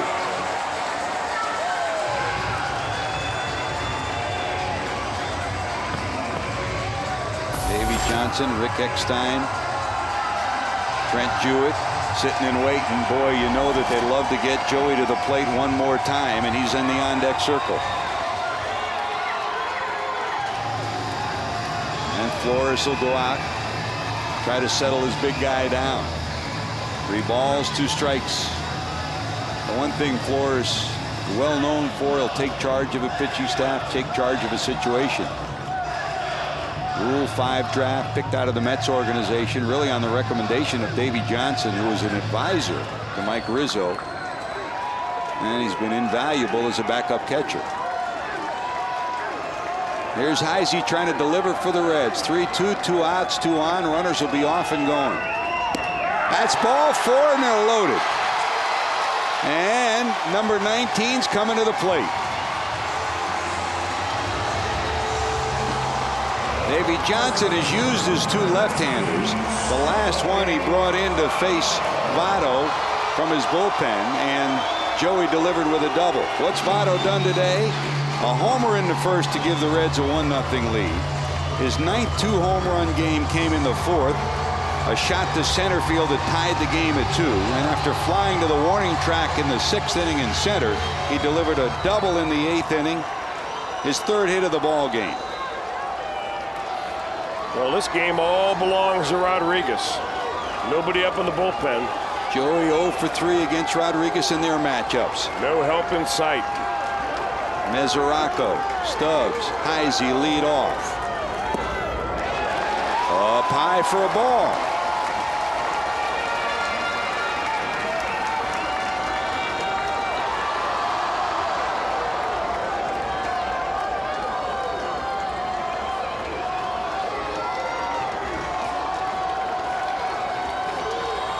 Three for 4 is Votto. Flores sets up inside. Votto just misses it, fouls it off. 1-1.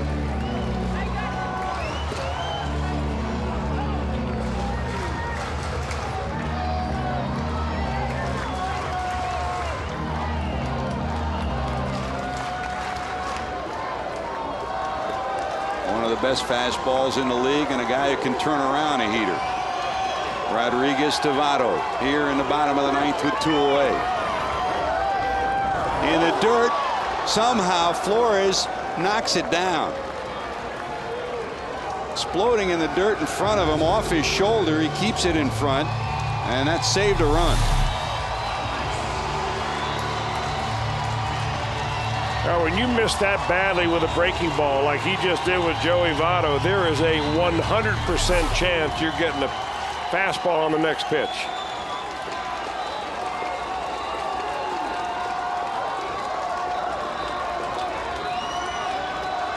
Two balls, 1 strike to Joey. Votto digs in with the bases loaded. And ripped foul to the left side.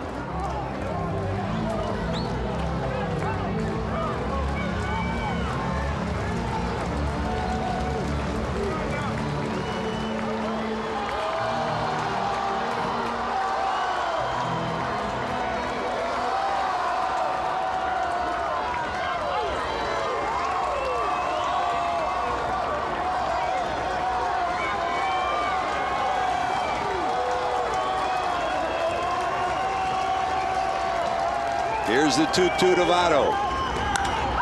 Head deep center field. Get up, Hank baby. Keel going back at the warning track. It's gonna be gone. It's gone. Joey Votto is delivered. Make it V for victory. A walk-off grand slam home run. A long-distance Mother's Day present for Votto. Have a game, Joey. 3 home runs, and look at this at home plate.